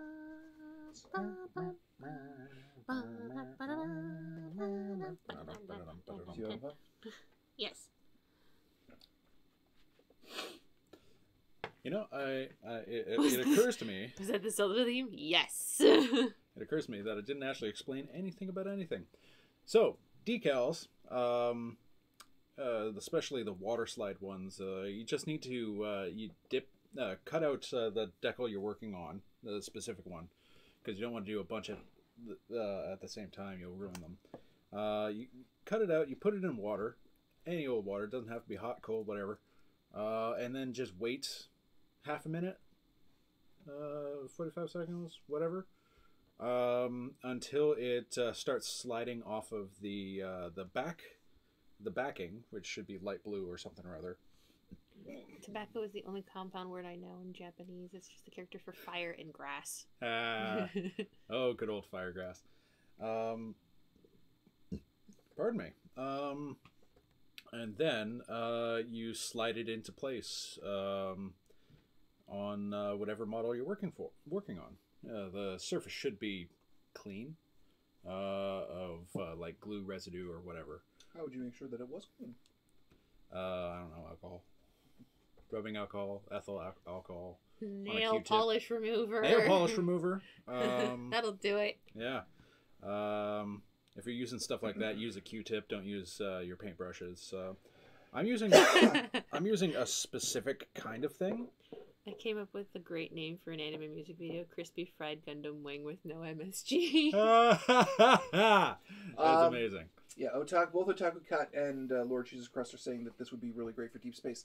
That was the original idea for this, was to be a Starfinder add-on for having planets and having interplanetary conflicts and stuff. Like, because I saw Twilight Imperium and I thought this would be an amazing tabletop game. But I figured starting it off and doing the 5th ed thing and saying you can determine what being an elf means in 5th ed would be a good way to start it, to really sell it, and then go from there to something deep space and make your own, really, races and such. You could do the spore method and kind of start on a planet and then go space faring. Well, I just wish they had kingdom building rules for fucking Starfinder. That needs to happen, like, now.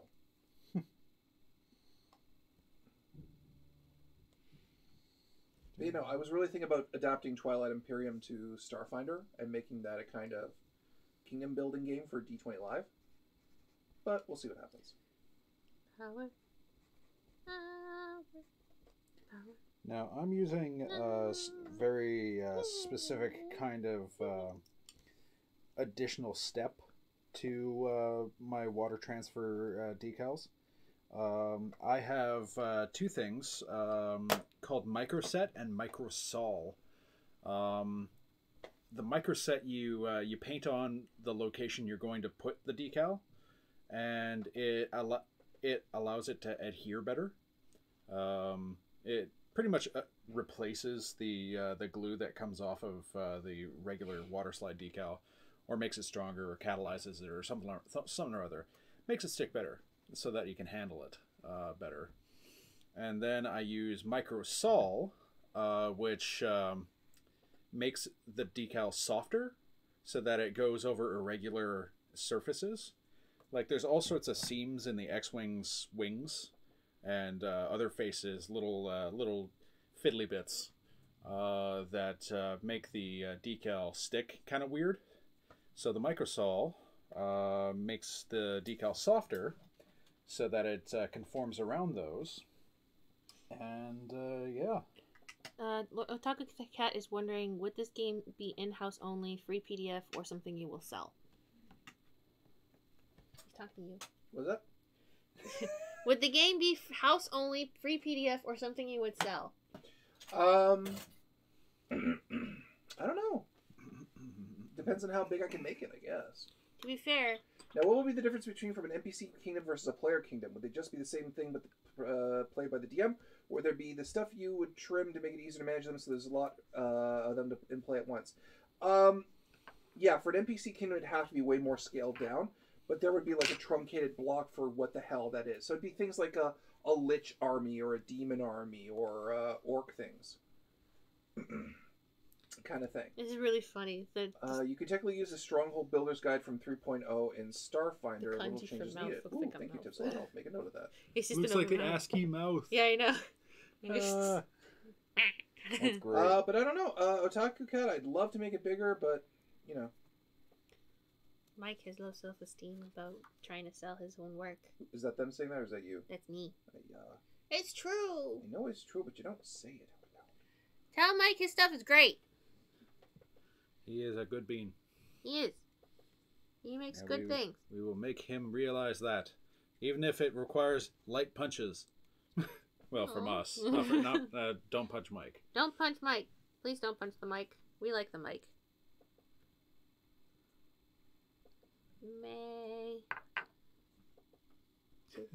That looks like the ASCII mouth that they use on like Nyan Cat or. I know.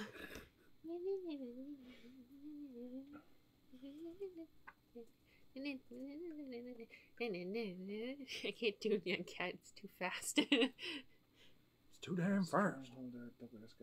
Mike, you're a god among men. Thank you, Otaku God. I'm just a dude. Stronghold Builder's Guide from 3.0. He's a dude. I'm just a kid. Well, there's the ultimate campaign rules from Pathfinder, which I would think would be much more compatible. You just have to do a money curtain version. Yeah, that's it. Sergeant Spade goes, I'm not gonna punch Mike. He looks like he can kick my ass. Yeah, probably. As well, he might be able to. Yeah. I can just imagine how fun this would be. What's your plan when you encounter a new kingdom? Conquest! Yeah, you could. You could make a conquering nation. And here's the thing. Because it's not your character, you can be okay with it becoming something you don't intend it to be. Because half of them make... The thing I want, because a lot of players get very attached to their characters. Justifiably so, because they put all that time into it, right? But a nation where you know from the very first roll you make is... See, this is why I can't work and do this at the same time. A nation where from the very first roll, you know you don't have complete control over what it becomes, gives you more to work with. What would be the ability analogs to Strength, Dex, Con, Int, Wiz, and Charisma? Well, okay, you can't do 6, because that's a lot, and I don't know if it needs all that. Because if you look at the Kingdom sheets, here in... Let's see here, where is it? Where's the Civilization sheet? Bring me back to life. Wake me up inside. Wake me up. How are you singing 3 different songs at the same time? One song. I wasn't doing that at all because I was He shifted and I heard it. Anyway. Because I was singing "Still Feel" from Half Alive. Yeah. So it's which is economy, an awesome band, by the way. Economy, loyalty, and stability is the 3 stats for. Excuse me. 3 stats for kingdom building in Pathfinder. So it has to be, I would say 4. I'm trying to decide what to properly call them, because one has to be, okay, well, let's say, what are the 4 real pillars of a society? One, its ability to... Not be a dick. Thanks, Dave. It's unity, right? Right? You're asking me? Okay, hang on. Like, I'm trying to... Because the hard part of it with breaking down the 4 blocks is what the 4 stats, the 4 core stats should be named. You can always have derived stats from them and things like that. But what are the 4 most important parts of a culture or a nation, really, unto itself? Row and 1 flew. Military forces, resources, diplomacy, and cohesion. Yeah. The founding of your nation could be done like Traveler's character generation. I'm not familiar with that, Lord Steve. Culture, military influence, military force. Okay, let's write down. I'm gonna write down some of these if you guys don't mind me taking ideas from you, because you're all very kind to help me with this. We're brainstorming. So military force, which I think would be more derived. Military force needs to be possible stats. Okay. It's like a will save. Yeah. Well, no, it's just your combative ability, right? But that's more like a weapon thing. Military force, resources, diplomacy, and cohesion.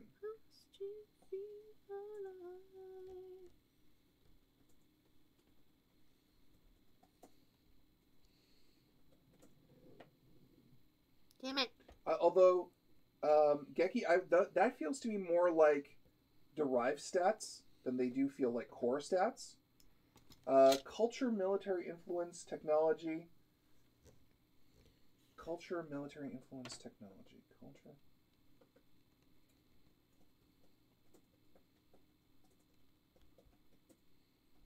Technology.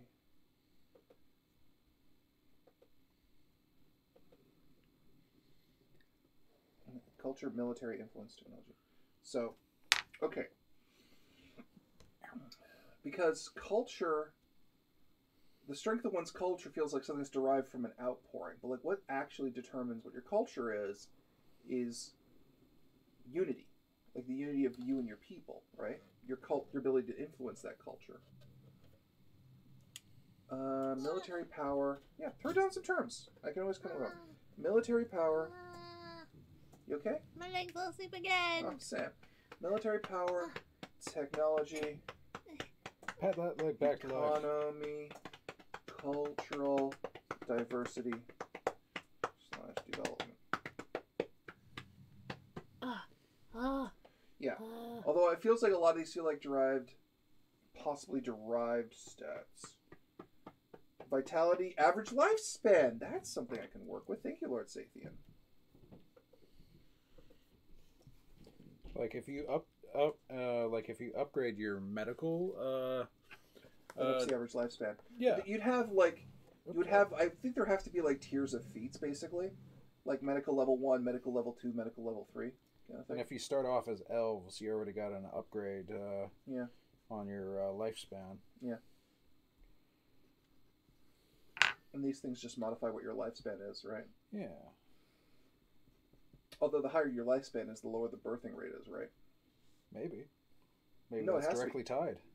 Yeah, I would say the higher your average lifespan, the lower your birthing rate, right? So it takes longer for you to keep your population going back together. And if a disease comes through, oh yeah, it can take a swath out of your hit points. Right there. Well, my idea is that the hit points are you have to have 2 damage stats, one which is unrest and one which is how many people are actually dead in your nation. Unless you're a nation of the undead. You could make that a thing. That could be an expansion. Absolutely. Yeah. Well, you could play a lawful chaotic evil kingdom. What? Sam, are you okay? Babe.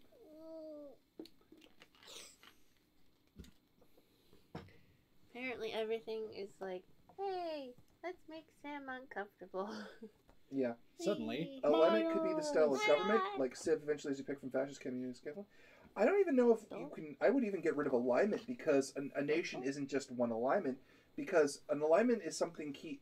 Alignment is something key to how a person. This is how I've always interpreted alignment. Alignment is not personality. Alignment is when the chips are down. This is how you will make your decisions. Right? A nation can go every which way. It has to. It has to be flexible by its nature. Right?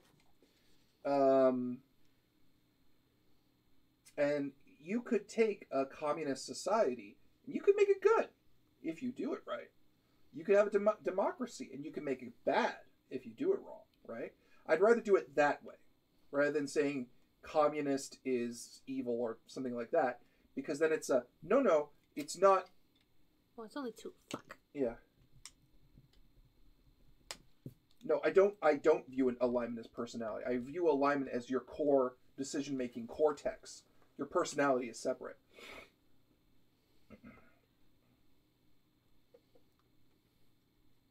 Wait, if you show Matthias, then it's very apparent for the alignment issue. Because Matthias is a nut job. Yeah. He's chaotic neutral. Yeah. Right? The thing is that Matthias would do some things that other people would consider very evil, but the thing is that it's always for the benefit of Matthias.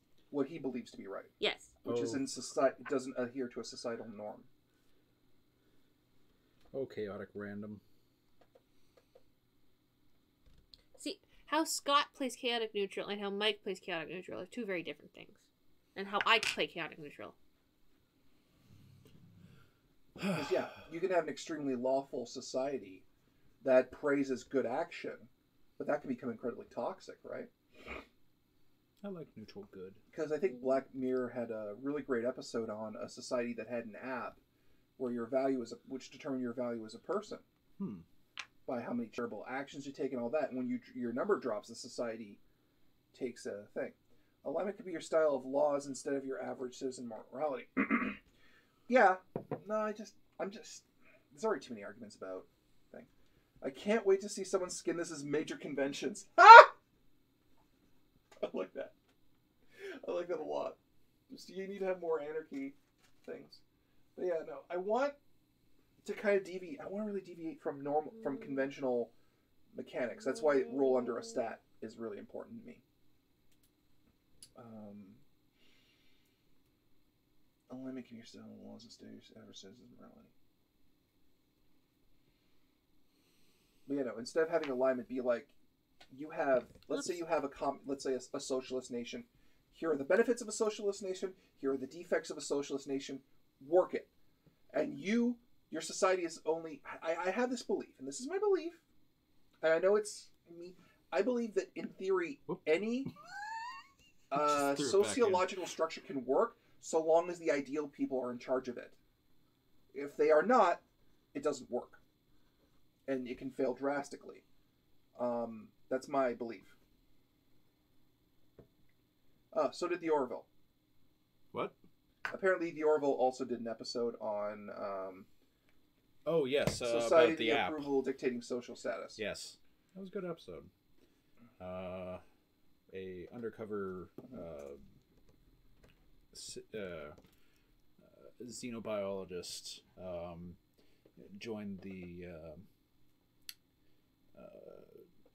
the thing, and he was quickly he said something very unpopular, and man, did his social standing drop to the point where he needed to be corrected. Unfortunately, the correcting is effectively a lobotomy. Of course it is.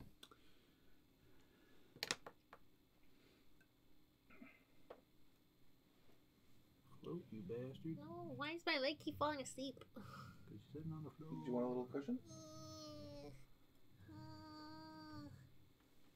But yeah. Because you're sitting on the floor.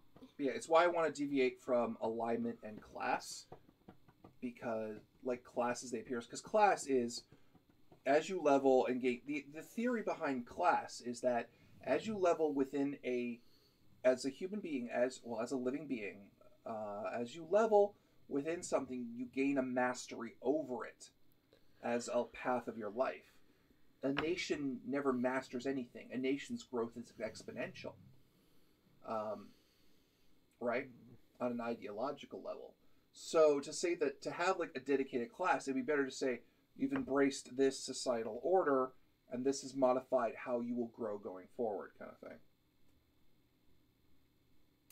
Is how I'm looking at it. Which unfortunately brings in a lot more board game mechanics than it does proper conventional tabletop mechanics. But hey, shake up the system, right? Yeah, no, I'm just spitballing ideas at this point. I might tweak this a little bit more next time we have a craft check. I'll see how you all like it. It is now currently 3:39. We still have an hour and a half to go. Ask us questions. Or we'll pick topics. Or I'll go to Twitter and we'll find something to react to. No, don't go to Twitter. I'm already on Twitter. No, don't do it! Mike goes to Twitter to yell at things. Be the best you. Stop tweeting.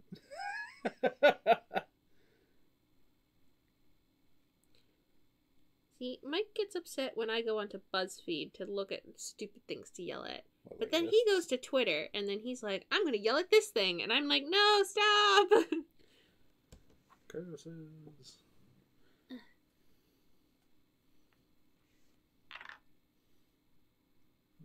Everyone's thoughts on Netflix Carmen Sandiego.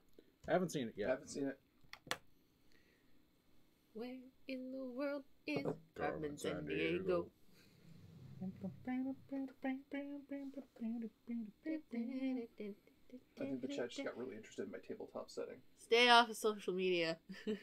Social media is the devil. I have to promote D20 Live. That's been our weakest part, is social media marketing. Where in the world is Carmen Sandiego? Gamma World. Community rules. Gamma World. So Mike, have you been following the ZIO news? Looks like they're capping the future riders at 3 since they're giving ZIO his super mode. Yep. Mike, don't go to the warp. I mean Twitter. Come on, it's not 4chan. Zach and Ivy are in the show, but they've been changed to Gingers. Changed to Gingers from Southie? What? What's Southie? I don't know. Just gonna write down get a Gamma World admin. No. Is your leg falling asleep again? No, I'm trying to write out flower in hiragana. So, because I learned hiragana more than I learned katakana for some reason. Oh. So I know what it looks like, but I'm like, okay, I have to actually like say the word as I'm doing it. Carmen is no longer the villain. Now she's the main character, and she's only stealing from the bad people. Oh, so she's Robin Hood now. Basically, yeah. Which That's what I heard. I'm not particularly bothered by that like half the internet is, apparently. Southeast area Boston you saw from Good Will Hunting, where Matt Damon and Ben Affleck's characters are from. Thick accent. South Boston, basically. Oh. He's from Boston. They got co-ops. Hey Mike, describe what Breakout Con is like, what fandoms they cover, what events will go on. Breakout is a pure tabletop convention. Very big focus on inclusivity and things like that. Oh, for fuck's sake. What? Buggered up. Oh, we're saying oh for fuck's sake on inclusivity. No! Oh my god! Don't. Please don't fucking clip that. I don't need that in my life. It'd be funny if they clipped it and the end was on the end. It's like, did you say fuck? No! Oh my god! No. But yeah, it's all tabletop purely. You could come in and sign up for like 5 different things. Okay. What is the most lethal game you've ever played, and what happened to make it so lethal? Pendragon. Because you can die so easily. And that's why your character needs save games. I mean, kids. Yes. I mean, family, period. You need to make children in that game. Otherwise, you don't continue. Yeah, because if you remember the Pendragon game we ran for D20 Live, you know how they all start to get injured in the last round? That's, at entry-level Pendragon, that happens. And you will get your shit smashed in by someone if you're not careful. Yeah, one of Tom's characters died because he drowned. I was really scared because I was controlling him at the time because Tom wasn't here, so it's just like, say I'm here, here's a character. And I'm like, okay! And then I nearly killed him, and I'm like, oh my god, please no! Example of a Southie accent. Mocky Mock and Andy the Oddvok went to the park to drink some cutie sock. Oh, some cutty sock. Sounds like I really need to watch the Pendragon games. You really do. Pendragon is cool. We're gonna Iron Claw can be a pretty fatal RPG system. It doesn't really use hit points, just progressive penalties to your rolls until you die so badly the adjacent allies are demoralized. Or we could play Dread. Oh, I've never played Dread. How is that? You need a Jenga system. You need a set of Jenga. Oh, yeah. Yeah.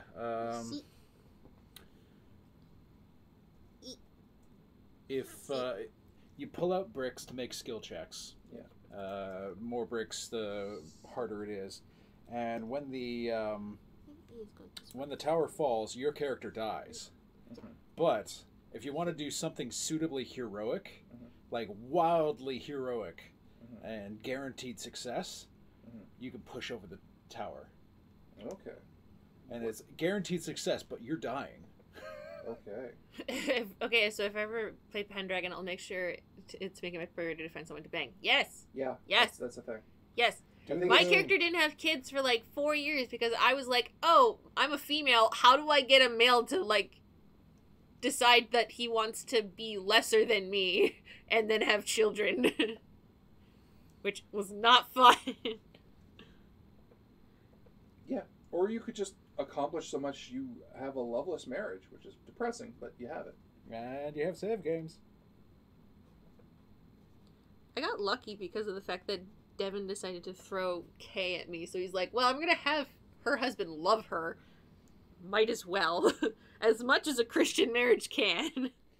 And also decided to make Kay look like Chris Hemsworth. No, that Chris was Evans. that was my husband. Yes, My he husband looks looks like Chris Evans with a Yes. beard. with a beard. He basically We is found a picture. Yeah, he's basically Captain America, but with like robe clothes on. It's cool. Is Pendragon a video game or a tabletop game? It is a tabletop game. Where you? Tabletop. Oh, my buttock. But yeah, you all start as knights in King Uther's court, and you go all the way to the fall of Camelot, breeding the next generation of hero. You will get badly injured. I have. How many times do I get injured a session? We're surprised you're alive. Yeah, I've been poisoned, stabbed, disemboweled. My leg almost cut off. Axe wound to the skull. Impaled. Hi, Shadowcrone. Shot with crossbow bolts before we knew what crossbows were. Yep. So that was interesting. By the Goodbye, Franks. Squall. Have a good one. Yeah. He was attacked by the Franks. Actually, we were all in that battle. Sometimes I wish I could go up to a guy and yell, "Stick it in," bit from a Margaret Cho routine. Huh? I don't know, just a quote. How is Okay. Mike not the magical equivalent of a cyborg? Well, Because I am he is. just old and mean and mostly scar tissue. And keeps getting good rolls on the Survival. surgery. Yeah. Surgery. Well, I married a surgeon just because my first battle out, if you remember. Oh, yeah, that was I got your impaled, wooing. and I'm like, huh. So can you work for me forever? Well, I got fired because I didn't save my boss. Great, you saved me. This is What the hell are you doing? He's Getting moving up. so he can relax Are his you done legs. transferring? for now. Okay. Lordy. Sorry, Sam. It's okay. You're on your Time own to go down there. punch a Kuthic Hive Lord to death with my monk. Yeah. Hell was that? There was one point where I got injured. Stretching out my leg. There was one point where I got injured, and you guys were like, "Oh, look, Arcade's been injured Again. again. Oh no. He's just warming up now. He's angry now because you injured him." It's like, this will affect me in the long term, but not until I go through surgery. Come at me. It's like, yeah, no. I literally survived the death of my king when everyone got poisoned by getting injured and being forced to wait. I survived the death of our king by being a woman. But seriously, Mike, the image I have in my head of your character is horrifying. You should. Arcade looks fucked up. He's got an axe wound in the face, and he probably walks with several limps. Yeah. I'm the master of arms of my local lord. It's just, well, if you can kill Arcade, you're better than everybody else. We win. You're also now the sheriff, too. Yeah, I am. I am the law. Local knight King too lucky to die. Too angry to die. Too angry to die. What was it? We literally fought a big bad who impaled me through the stomach, and my tactic was to hold his blade in my stomach so my squire could attack him. Mm. The squire was me, because my second character... Okay, my third character... Okay, my first character died. Her daughter is now of age to actually be squirings, but she's pretending to be a boy because somebody's out there trying to kill her. Raisins. So... Raisins. So now she's squired under Arcade. So, and the person that stabbed him in the stomach was also the person who killed her mother. So she was like, I need to kill him right now. Any guesses to what the box was? What box? The backs. What's in the box? Bees, not the bees. Ah! Have you seen the thing on Cassie's page? I have not. She's just, because she's playing Animal Crossing, and she's just named her town Bees? Yes, yes, I did see one thing or another. That's amazing. It's like, good luck with bees. Oh, bees. I still like William Osmond's bees bits. It's pretty much the same thing. Just curious, how do you spell that, Mike? What? B, 7E, and then an S. No. I think he's talking... I'm not sure what... Arcade. I think he's talking about Arcade. I don't know. I'll tell you when I find out. It's in the core book. How to spell Arcade? Yeah. Like... I thought you always spelled it as if, like, it was the arcade. So did I, but I thought I saw it spelled the other way. So... His character's name, yeah, Arcade. I was right. I always spelled it as if... I always spelled it as if it was, as in an arcade alley. Yeah, like a shopping arcade Yeah. in But yeah. Benabashi. I love the Benabashi. So last Friday, I had a teaser for my upcoming one-shot coming. One guy found a black box that is a palm size and has gold trim. Throw it in a ditch and run away. Someone's getting married. Do you have any idea what that is? No. Okay, I'm gonna... Is it a stone? Just hang on.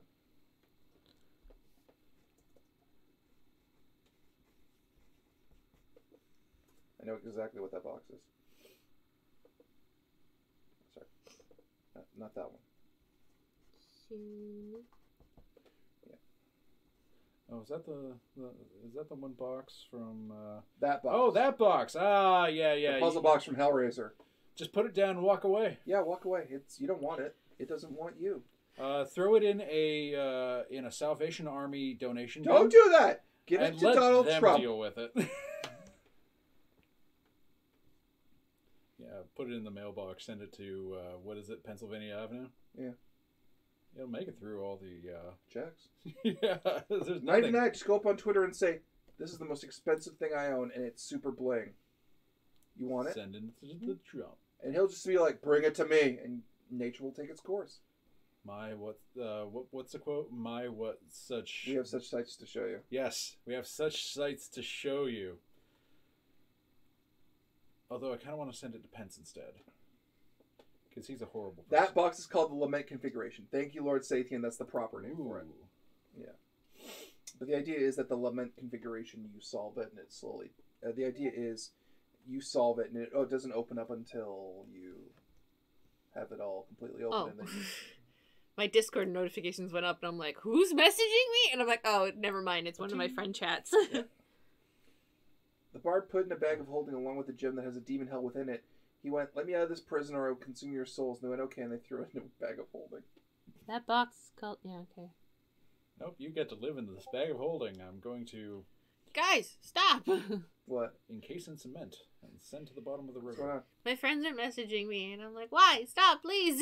I'm busy! But guys... Plus it's right next to the mic. I know. It doesn't help. Stop being... We can absolutely move that closer. No. Is that what it looks like when it's open? When it's opening. Because apparently you can open it in multiple configurations. Oh, neat. Maybe that's why there's so many movies. Okay. Well, the idea is that the first movie that opens it belonged to this really rich sadist. So he was looking for the newest pleasure that he could seek. Ooh. So yeah. The psychic is like, "Oh, I can solve this puzzle," and the rest of the party went, "No!" I am a fan of puzzle boxes, though. Yeah, I know, Oh, I right? think You I just know want to why, solve it for the because sake of solving it. At that point, you'd be like, Yeah. wouldn't that be funny if you solved it? It's just like, "We have such sights to show you. You just did this for the fun of it, didn't you?" Yeah. Like puzzles. You want a snack? You want some orange slices? Mr. Pinhead, Mr. would Pinhead. you like some Cheetos? Would you like a Cheeto? I've got some dumplings in the freezer. Yeah, that'd be great, man. I realized why, because they made a new chat and they decided to... I didn't mute it. That's why. Oh my god, if you can disarm, or if you could shut down Hellraiser's plans by just giving him some dumplings.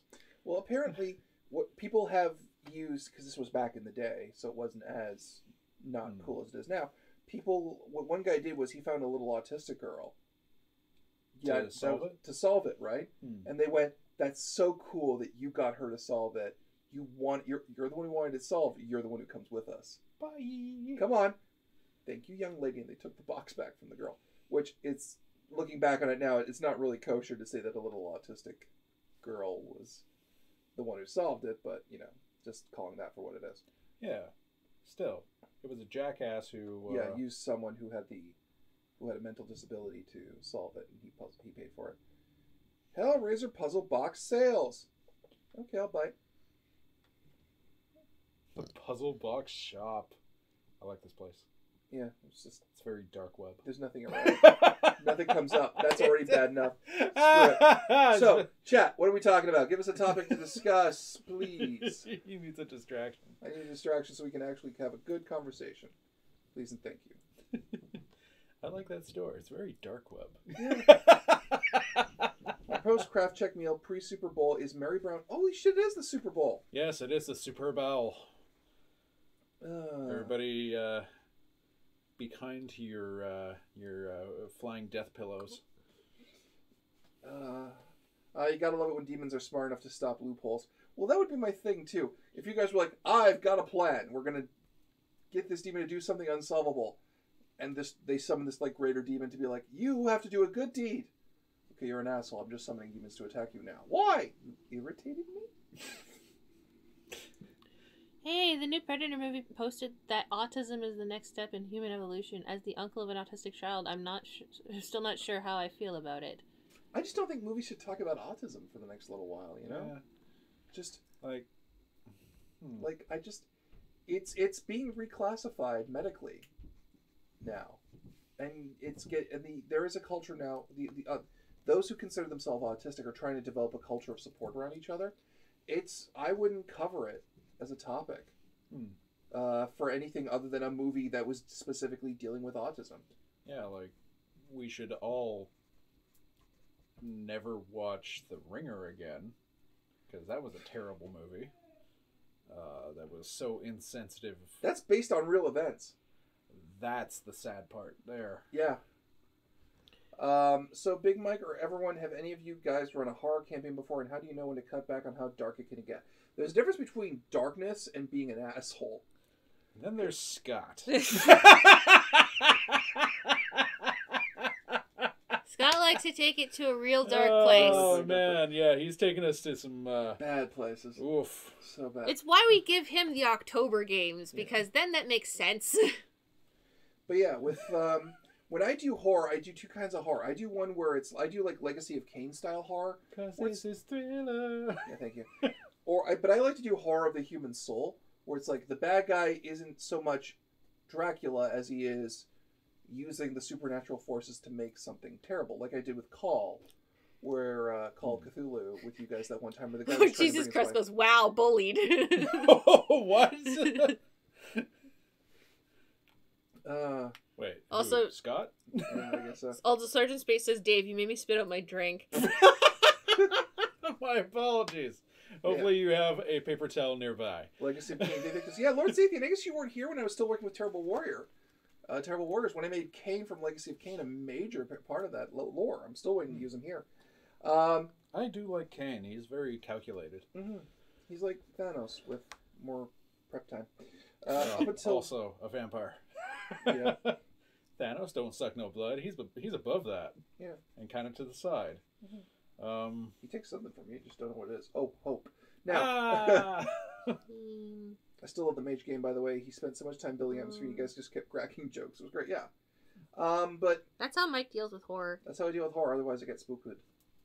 Yeah, my horror game is a works of Hellraiser, Saw, 13 Ghosts, and add Eldritch Mythos, and be set in Nadal and Galarian. Cool. Because the problem is when someone describes to me a horrifying thing or I read it, I don't get the willies, right?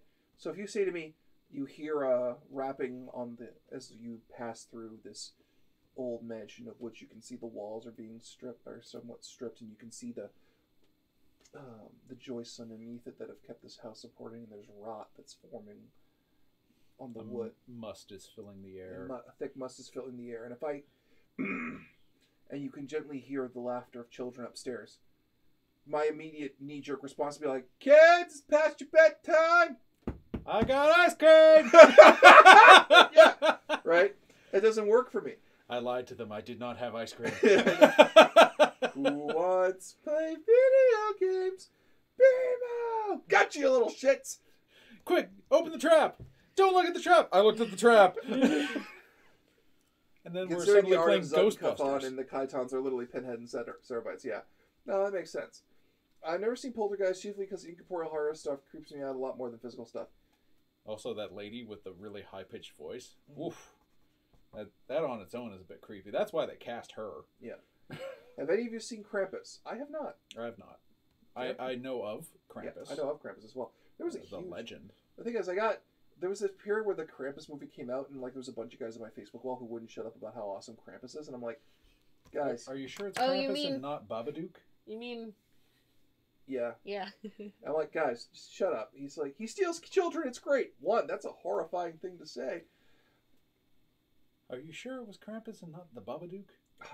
No, because when that came through, he was adopted by the rainbow community. Okay, so He belongs to them now.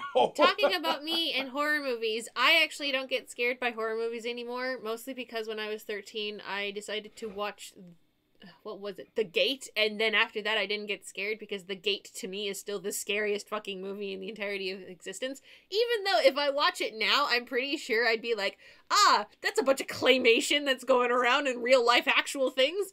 Yeah, so...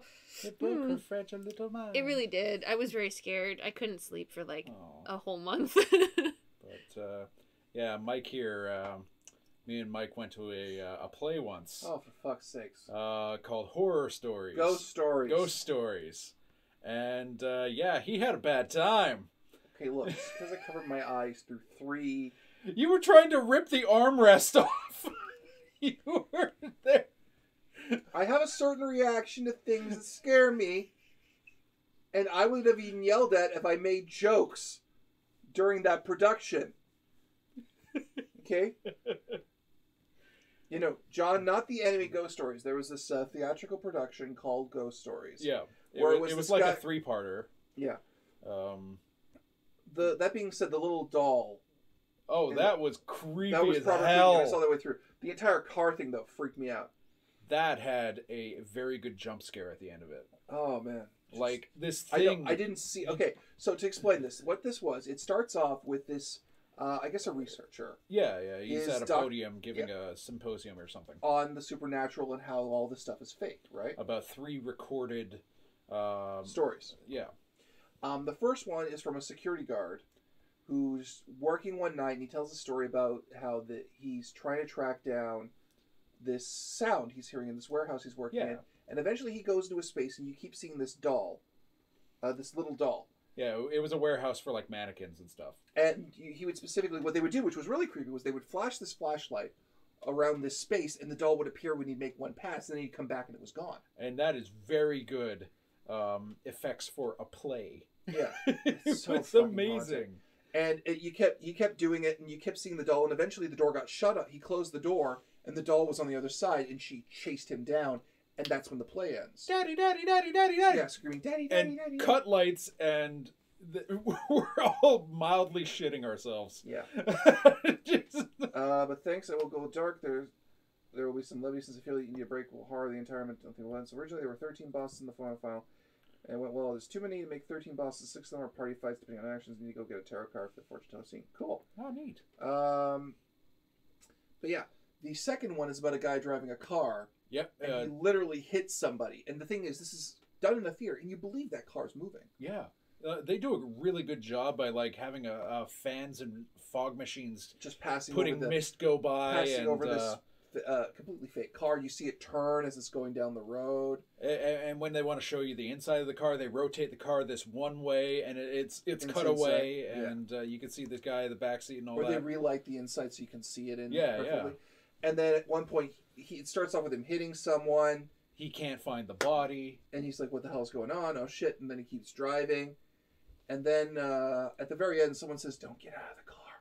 And he screams, fuck that, gets out of the car. And my eyes were closed. I couldn't bear to look. And then this fucking thing. The entire ceiling. Indescribable. The entire ceiling of the theater had this, had some kind of creature or design on it, such that when you see it for the half a second, your brain can't make sense of what it's seeing. Yeah, it drops from the from the overhead area in the stage down. It's got claws and fucking mandibles and whatever the hell. And then as it's dropping, the headlights on the car just go super bright and it honks. Yeah. And then when it reaches the bottom, cut. Yeah. Lights out, reset, throw the curtain in front. Yeah. And you're like, what the fuck did I just see? Yeah.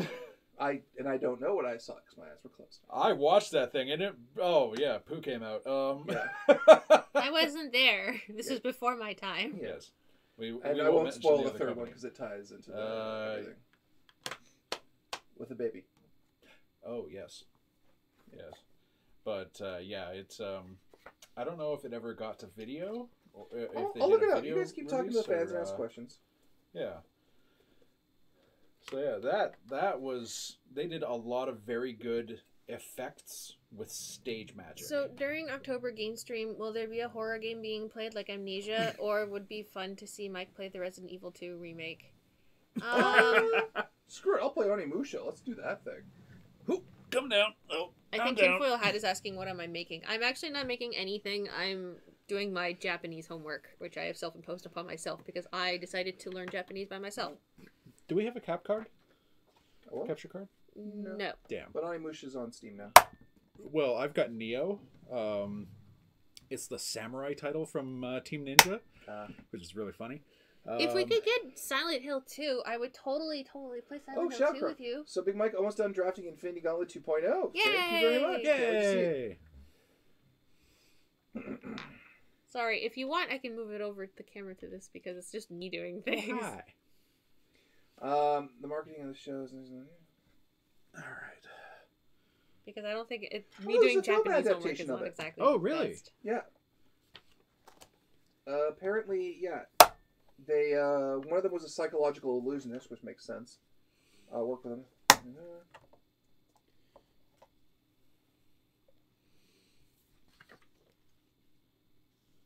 See, I like horror movies sometimes because they're silly. They can be. They can be really silly. But yeah, the To only be way... fair, I was also in like 2 really bad horror movies because they were zombie movies. You know, I don't... So bad. I am not a fan of horror movies because I get spooked. And the only way... The thing was, the scary movie of my generation was Ring. Or The Ring. The Ring? Yeah. The Ring. I was like 12 when that came out, so... And yeah, Oh, my God. the thing was that when I... I was really young, I can't remember. Bend, so you can do clench fist. Thank you, Shadowcroc. But yeah, the thing was with The Ring, I was sitting next to someone more terrified than I was, and I was just making jokes the entire time to scare him.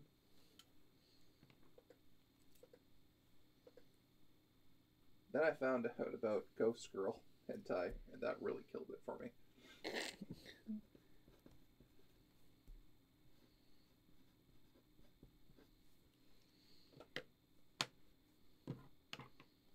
Yeah, no, like, when I watched The Ring, we were watching, because the thing was is that, my best friend, she, her family decided that they would only, like, own horror movies, so she was not fazed by it at all, but the thing was is that she decided, oh, let's have, like, a movie watching period where we're gonna have a sleepover, and we're gonna watch only scary movies, and me being a giant wuss when I was younger goes, hell no! Why are we watching that? Why can't we watch Disney movies? Because, you know, we're kids and we should watch like Disney movies. And she goes, no, let's watch it. Delightful. And then we start watching it. And the only reason why we got really scared was because we watched that part where it's like the entire like movie goes off where Sadako's like, it's the thing that actually makes you get cursed, right?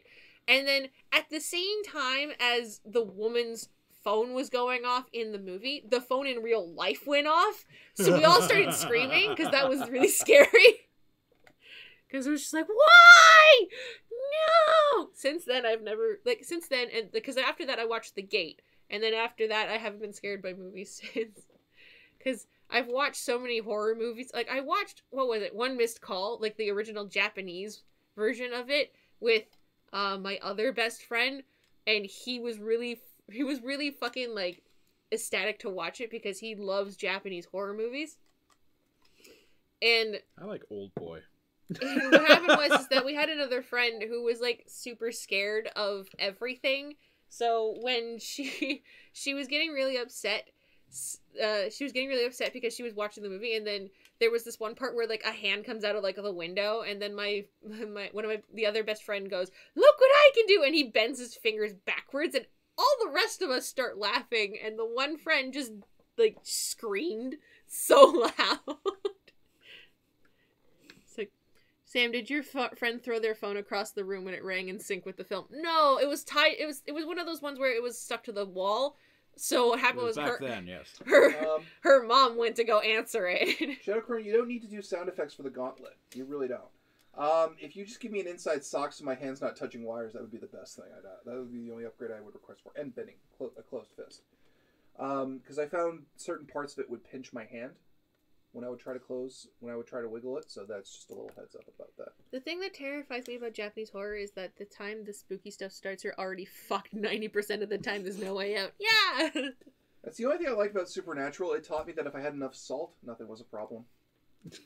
And so that's me! Yeah. That's how Mike chose to be salty. No, that's why he decided to date me, because I am the salt. I should ask Mike, how many Yakuza games have you played? 2, actually. Yakuza Kiwami, and I played the Fist of the North Star Yakuza game, which I did not like, because holy crap is that thing badly paced. But then again, I finally played Dynasty Wars, and I did not enjoy that at all. Sam, you can switch it back, because Dave's doing a thing. Oh, okay. I'm doing the thing. Did you see the Japanese film Audition? I did not. And I really liked. I liked a lot of Kiwami, but I did have issues with some parts of it. Oh, cool. Yeah, no, there was too much game in that game. Also, the only thing that made Kazuma happy was race cars. Yeah. Yeah, no, Shadow Crone, I did feel like pinching on the ring and baby and small finger, so just a heads up. Those might need to be a little bigger. Pinky finger. Pinky finger, thank you. Trying to think. Because, yeah. I have an issue with Yakuza, but that's not because of Yakuza. That's because of someone you played Yakuza with. I didn't get to play it. That's another thing. He was like, "Oh, I'm gonna show you Yakuza, and we're gonna play it together." And then he didn't. You didn't. Because he played it all by himself while I was asleep. Because he was a jerk.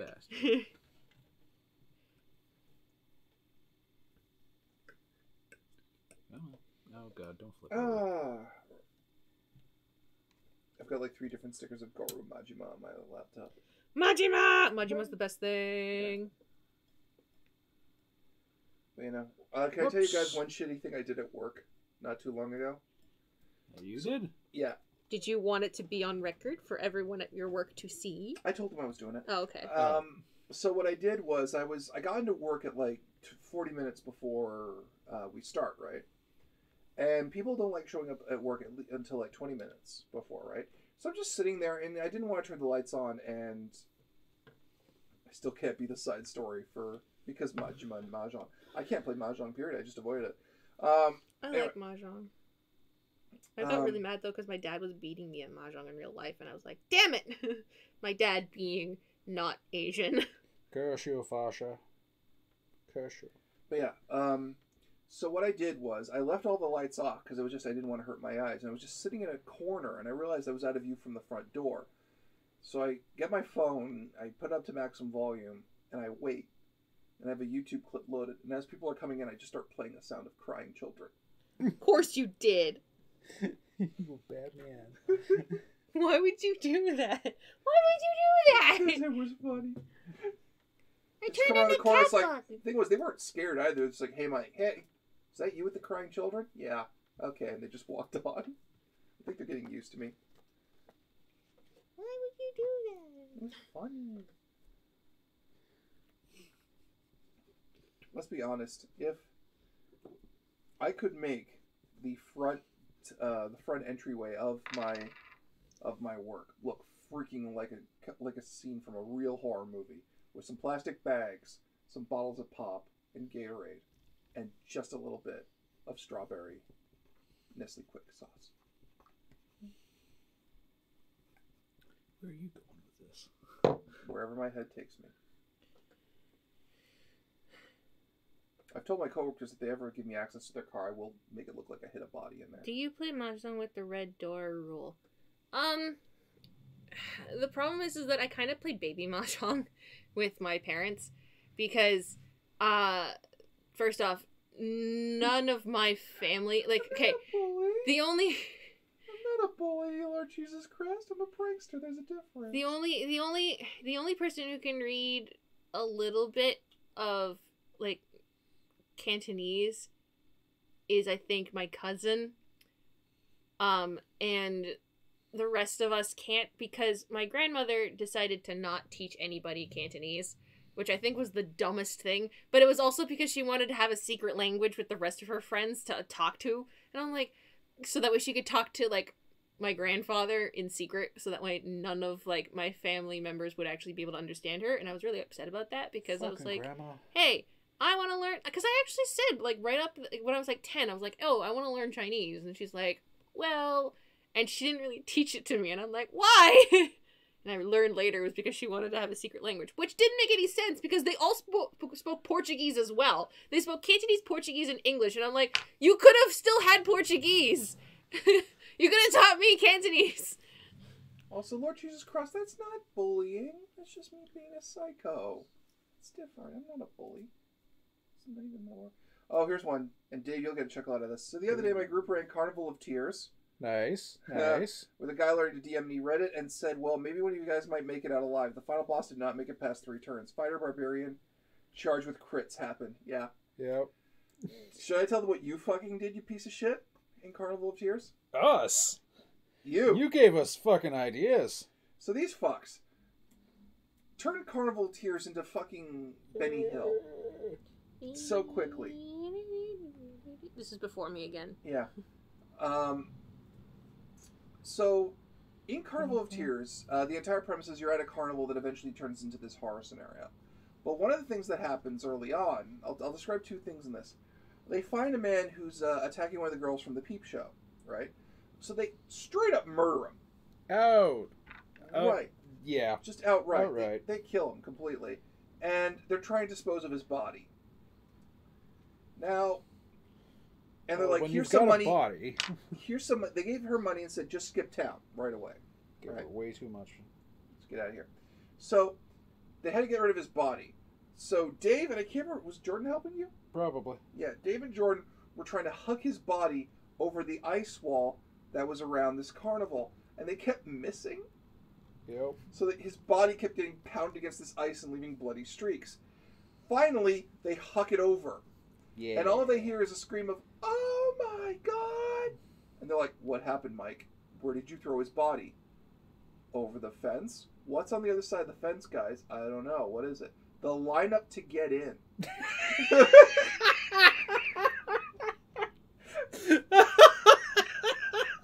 So they're like, cheese it! And they run. So there I was, trying to dispose of a body.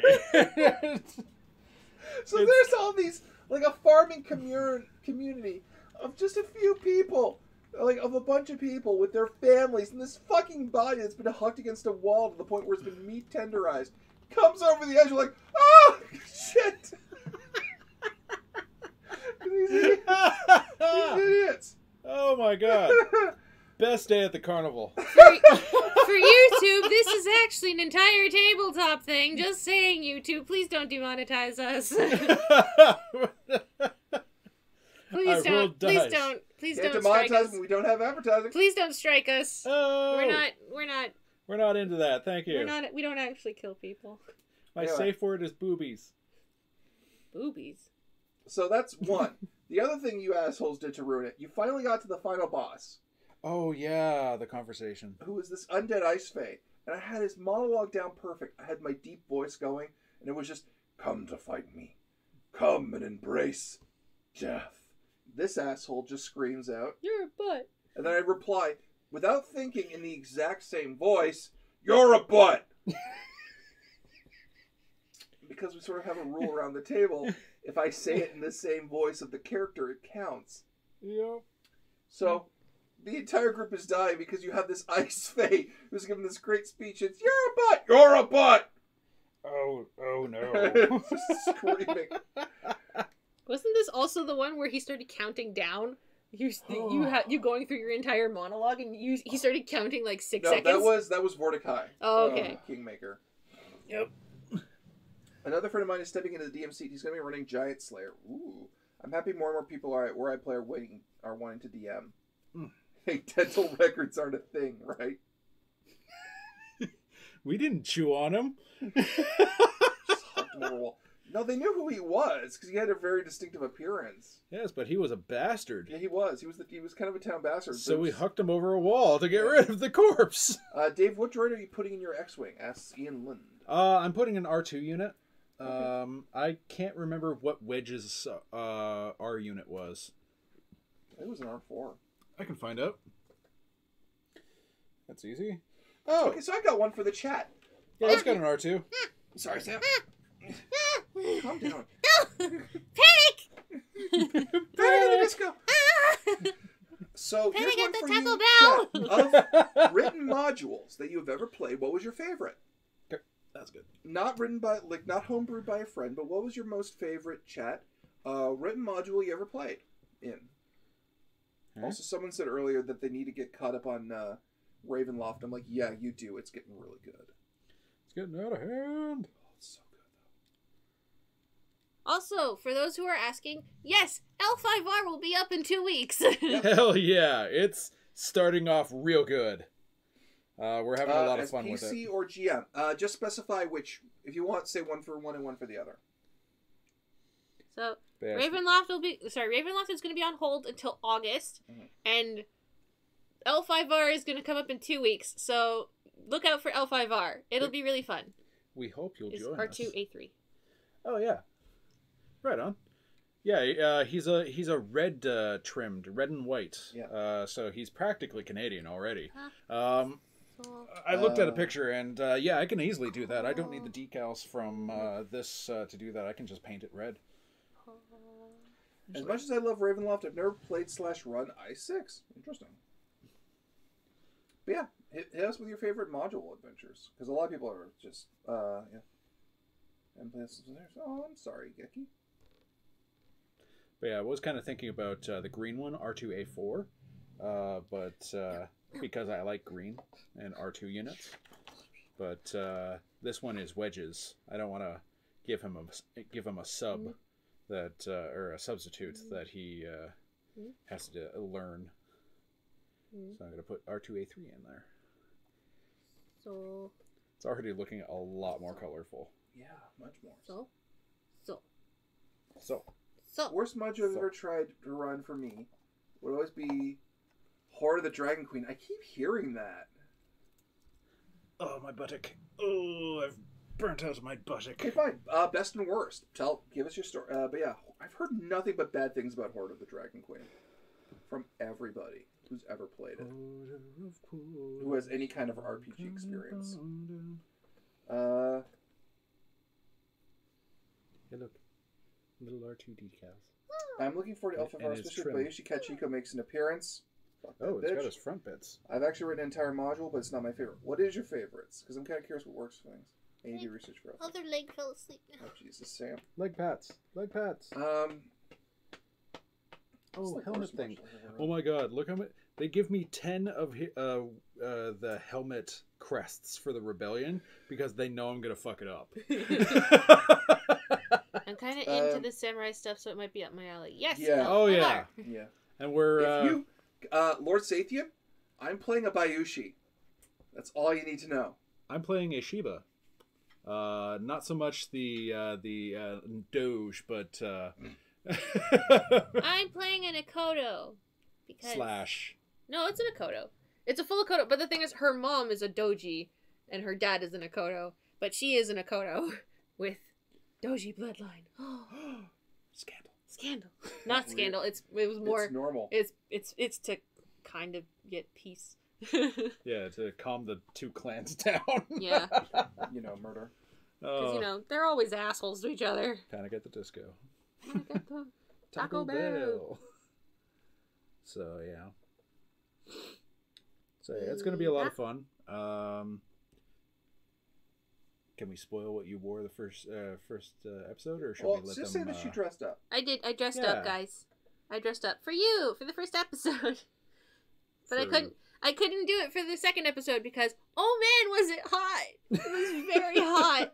I was dying. We had lights on and everything, and she was a cooking. And I came prepared, and I came with an actual fan, and I was fanning myself because I couldn't handle it. I was so hot.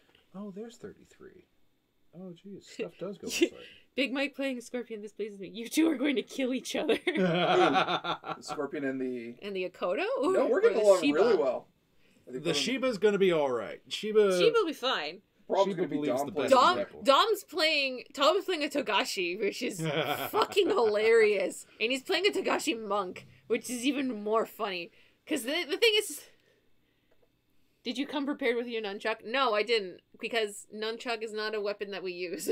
It is in the game. I did come with a wakizashi, though.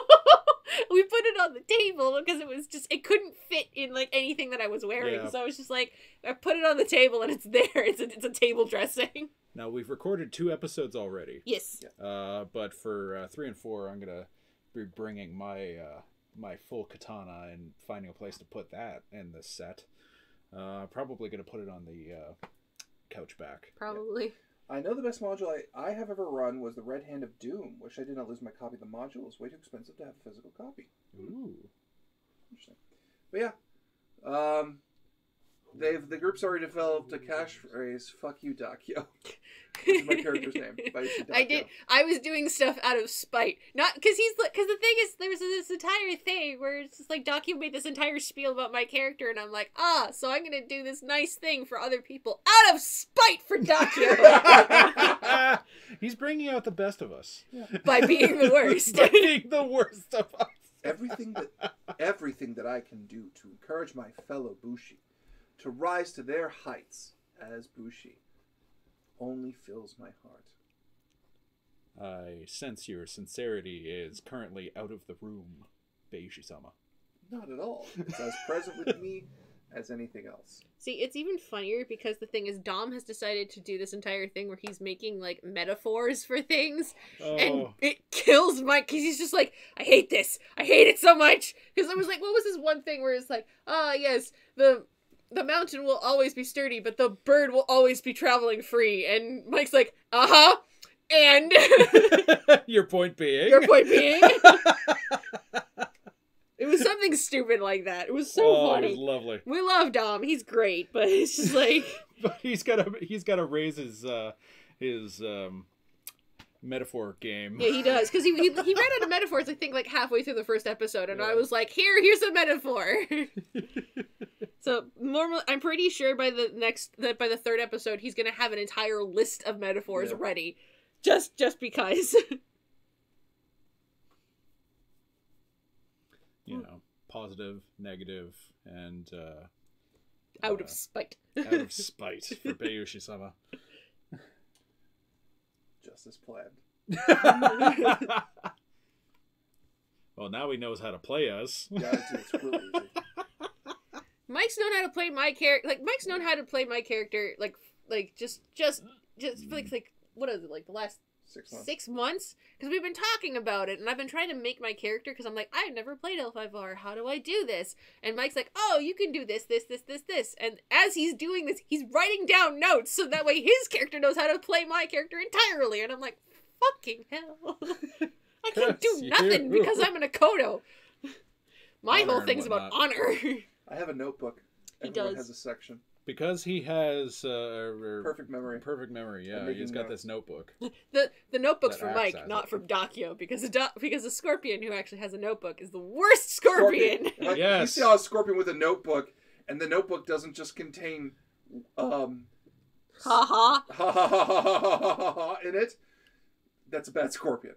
What was that? What was that show that was?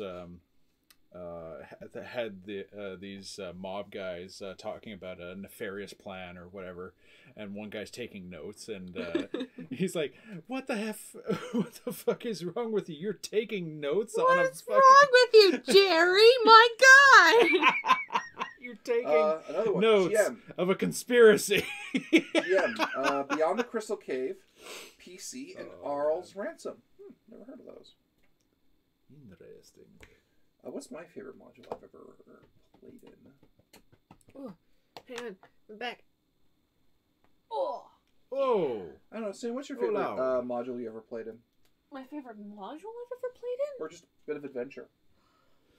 That's a good question. I don't know. Because the thing is that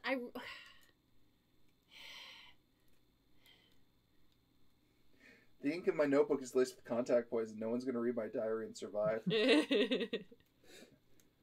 Okay, like my favorite module. To be fair, I've never played a module. Okay, because I've never played a module that was more than just a one shot. Besides Curse of the Crimson Throne and Skulls. Yeah. Hello. Look at all the colors. Oh crap! I'm wandering. I feel I'm in too many groups. I'm running Strange Aeons right now. There we go. Just a bit in Shattered Star group, and also a group of new banners. It's been dubbed as Shenanigans. Shenanigan Dave, what about High. you? What's your favorite module you've ever played in? Mine? Yeah. That's a good question. Let's see. I currently really enjoy Kingmaker. Oh. Yeah, you fucking running for us.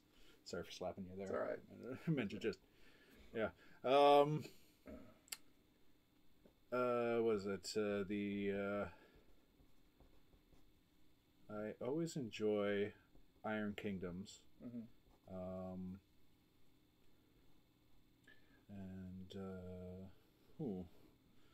Yeah, get back to me on this one. There's, How is Curse of the Crimson Throne? I was looking at getting a big book for it. Curse of the Crimson Throne is really fun, especially if you're playing a You've got bard. to do your research beforehand. You do. You can't just play it out of box because so many things pay off later that you can... the only problem with Curse of the Crimson Throne is you're going to change how characters are to make them flow better with your group, and you're going to precede a lot of characters who show up in later modules and have them appear earlier to have a bigger impact. And just you got to prepare your players for Module 4 and tell them that that's coming. Yep. Because that comes in like a truck. I did all that prep I did for it, Sam. It's still everyone's least favorite part of that whole adventure. I know. But like I love playing Curse of the Crimson Throne because it's so much fun. Yeah, there's so much to it. Curse of the Crimson Throne. Dave, speaking up Iron Kingdoms, I'm looking at getting the books for it as I found out they have rules for hordes in it. Yes. I believe they have an expansion book that deals with the hordes subspecies. How far ahead should I read when deciding to run a Pathfinder Adventure Path, or does it vary by AP? Asking as Reach someone. the end. Yeah, you should really read the entire thing before Yeah. deciding to run it, because of the fact that most of the Pathfinder ones, they have stuff that you have to prepare for, mm-hmm. and it's well in advance. It's easier to make a story that's more cohesive. Yeah. That way. Mm-hmm. That way you're not running out of stuff. One, that way you're not running out of stuff to do, and two, if there's any expansion stuff, like in Curse of the Crimson Throne, there's an entire extra thing. Right. Well, I added that on because there's like 2 adventure modules that happen in Corvosa that fit perfectly into Curse of the Crimson Throne. Right, but if you didn't read it beforehand, then you wouldn't know, mm-hmm. right? So it's a good idea to read up on other things because you don't know where an adventure path's going to go. Like Rise of the Rune Lords goes cross genre across the board, and if you're okay with it until it ends with a big bombastic ending, Kingmaker is exactly the same through and through. As Dave can attest, which is consistency is nice. No, it's exploration and then there's horror elements, exploration and then there's fae elements, exploration you're fighting monstrous races, exploration and then you're making peace, exploration and you're just fighting the birds. Yeah, right? God damn the birds. That's just how it goes down, right? But the whole way through Kingmaker. But the thing I had to change in Kingmaker was I had to set up the Green Lady way more for you guys than the module has her appearing. Yeah. I heard Kingmaker's the next module they're doing for a compilation book like they did with Rise of the Rune Lords. Oh, I have to get that. So Mike is having an orgasm, just a tiny bit. Because I thought it was going to be the desert one, which I would have loved to have picked up because that's the 3rd one that's coming up. Is that the Pharaoh's Curse or whatever? No, that's it's the Arabian Nights one. Oh. But no, they had to do Kingmaker because Kingmaker's Kingmaker's so easy to run for newbies. They released a game for it, which kind of hang on, upped its schedule. Yeah, that is not the right one. I'm just gonna look at the. Oh, okay. No, I'm thinking of A Legacy of Fire. Second Darkness was the next one, and I hear that's not amazing. I want A Legacy of Fire updated as well. But yeah, no, there's going to be a Kingmaker book, and I'm going to have to buy it. Just, I have to. I don't have a choice. Nani? Nani? Is Yeah. the toilet. If you want to start a Pathfinder game with new players in the name of God, play Kingmaker, and if they don't care about King, and you fucking need this book, Ultimate Campaign, to run it. It is way easier. Do not use downtime rules. Never, ever use the downtime home building rules for that. Although I'd love to set up a hunting lodge. Yeah, but I wouldn't do that for Kingmaker. But I'm waiting until Strongholds and Followers comes out, because that's... For 5e? Well, yes for 5e, but also because you can port it to anything. Dude, you can already build a hunting lodge in here. But with, like, Stronghold rules? Yeah. Oh. Yeah, dude, that's what Scott I've never did gone with into that book. That's what Scott did with Downtime in the Bard College. Oh. Yeah, you can literally... Hang on, let me bring that up. What is your favorite character you've played on stream? That's a Lord question for all Nauticus. three of us. No, Quantum. Okay, fun or just most satisfying? What is your favorite character? I like it's a Billy toss-up. J. Manley. It's a toss-up between Quantum and Nauticus. I've only played 2 characters on stream. Oh, no, that's not true. I've had Dr. Disaster as well, because she's an NPC. Yeah. Oh, fuck. Also a character, just not for the players to play. Yeah. Okay, if we're talking about player characters, because I love both Issa and Shortcut, because Shortcut's really sweet and Issa's really fun to play because, you know, better life choices, the game. You can I don't want to cut off Sam, but just read. But I do like Dr. Disaster because Dr. Disaster is always fun. But the thing is that Dr. Disaster is basically it's the foil to it's an add-on to Dr. Apocalypse. Because you're a perfect woman for me. Of course, my darling. It's my Dr. Snookum. God damn it, why am I... My little Tesla coil. See, that's why it's fun, because we can torture Jordan with it. But... Apparently everyone's uncomfortable with our relationship.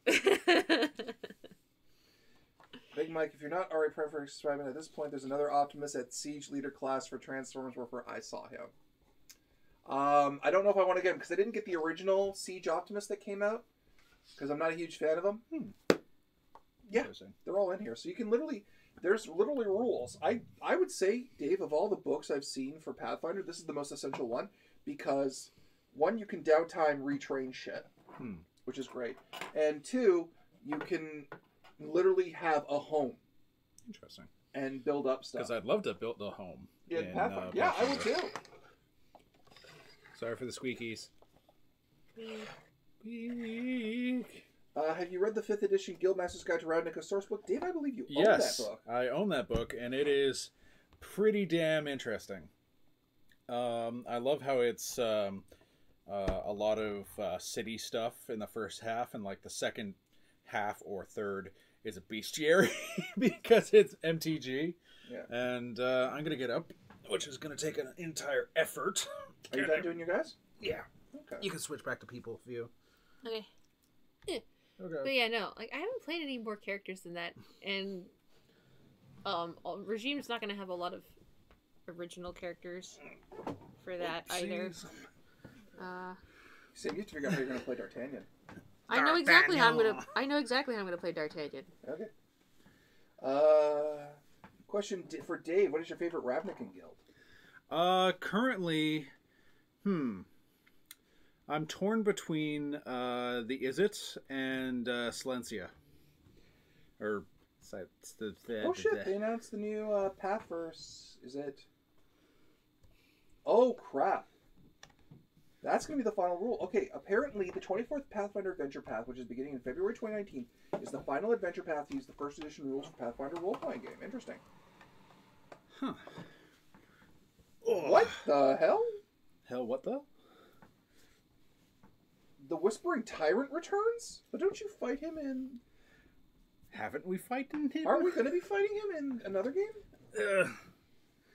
Noir just messaged me, hey man, how goes things? Dude, I am literally streaming right now. The Whispering Tyrant is part of Scott's, thing. horror one. Carrying Crown. Carrying Crown. Although, why you would want to put Roadkill on your head, that's beyond me. Yeah, but he's the final bad guy from Thing. Yeah, I thought that's what that was all about. Although, continually teasing Tom with a fucking Holy Avenger, that's a cock block right there. Yeah. No, I'm the Paladin who has the Holy Avenger. Sorry. Yeah, he teased me. Tom's a barbarian in that one? Yeah, he is. The Tyrant's grab it. I'm saying Quinn in that one, but it's so hard. Yeah, okay, so they are going to do what Second did. They did what Wizards did from Second to Third. They're going to say that the ending of this adventure path is the reason for the rules reshaping to Second. Interesting. Yeah. Wait, hang on. So it's going to be a world-bending ending. Yeah. Interesting. It's just like how Second did with Die Vecna Die. Because the Vecna invaded Sigil, and his actions created Third Edition and made himself a god. But yeah, they never did that again though for Wizards. Is that part of Designers and Dragons or? No, that's literally what happens. Oh, okay. In the story for Die Vecna Die. Nice. That's how Third Edition happens. It's not a great module, but it's really big and bombastic. So yeah, that's how that's gonna end, and that's gonna be the last First Ed stats. Pathfinder path. Yeah. Which I am happy as balls. War for the Crown is in First Ed. You heard it here, folks. He's happy as balls. Now I'm putting it in frame. I have got to get Please that. no knock. I have got to get that thing complete. Every part of that looks really good to me. What? War for the Crown. Oh yes. I'm gonna put this bowl out of frame. Yeah, no. Vecna won. Vecna didn't win. He almost won, but his actions were prevented by the hero party. That was a lot I think I didn't know you died in the beginning and work your way back to the living. That's a really cool premise. I might have to check that out. I want to get Rise of the Runelands, Curse of the Crimson Throne, and Kingmaker when it comes out. Just a rumor going around. I thought it was going in order, but I read somewhere they're going with the popular older adventure paths. That makes sense. I mean, I already own Kingmaker, but I just want to get the updated one just to see what they add to it. Spell Plague is the reasoning for 4th. Only in Golarion, though. Not in... not in Golarion. Only in Faerun. Not in the rest of the place. 1 sec, Mike. Looking it up real quick. I like that they're doing it for story reasons rather than just putting in new rules. I do, too. Kingmaker video game, yeah. Billy J. Manley and Goblin Shloban are the best. Billy J. Manley was one of my favorites. Yeah. He solved all his problems by casting Fist. And why he would do anything else, it just confounded him. Although, Goblin Shloban, holy crap, with his ivory pistols, everything was ivory on those, including the barrel and breech. Yeah. So, he would fire it, incur small damage on his hand, but that's how opulent these pistols were. And he would just have a coat filled with them. That's how you waste money.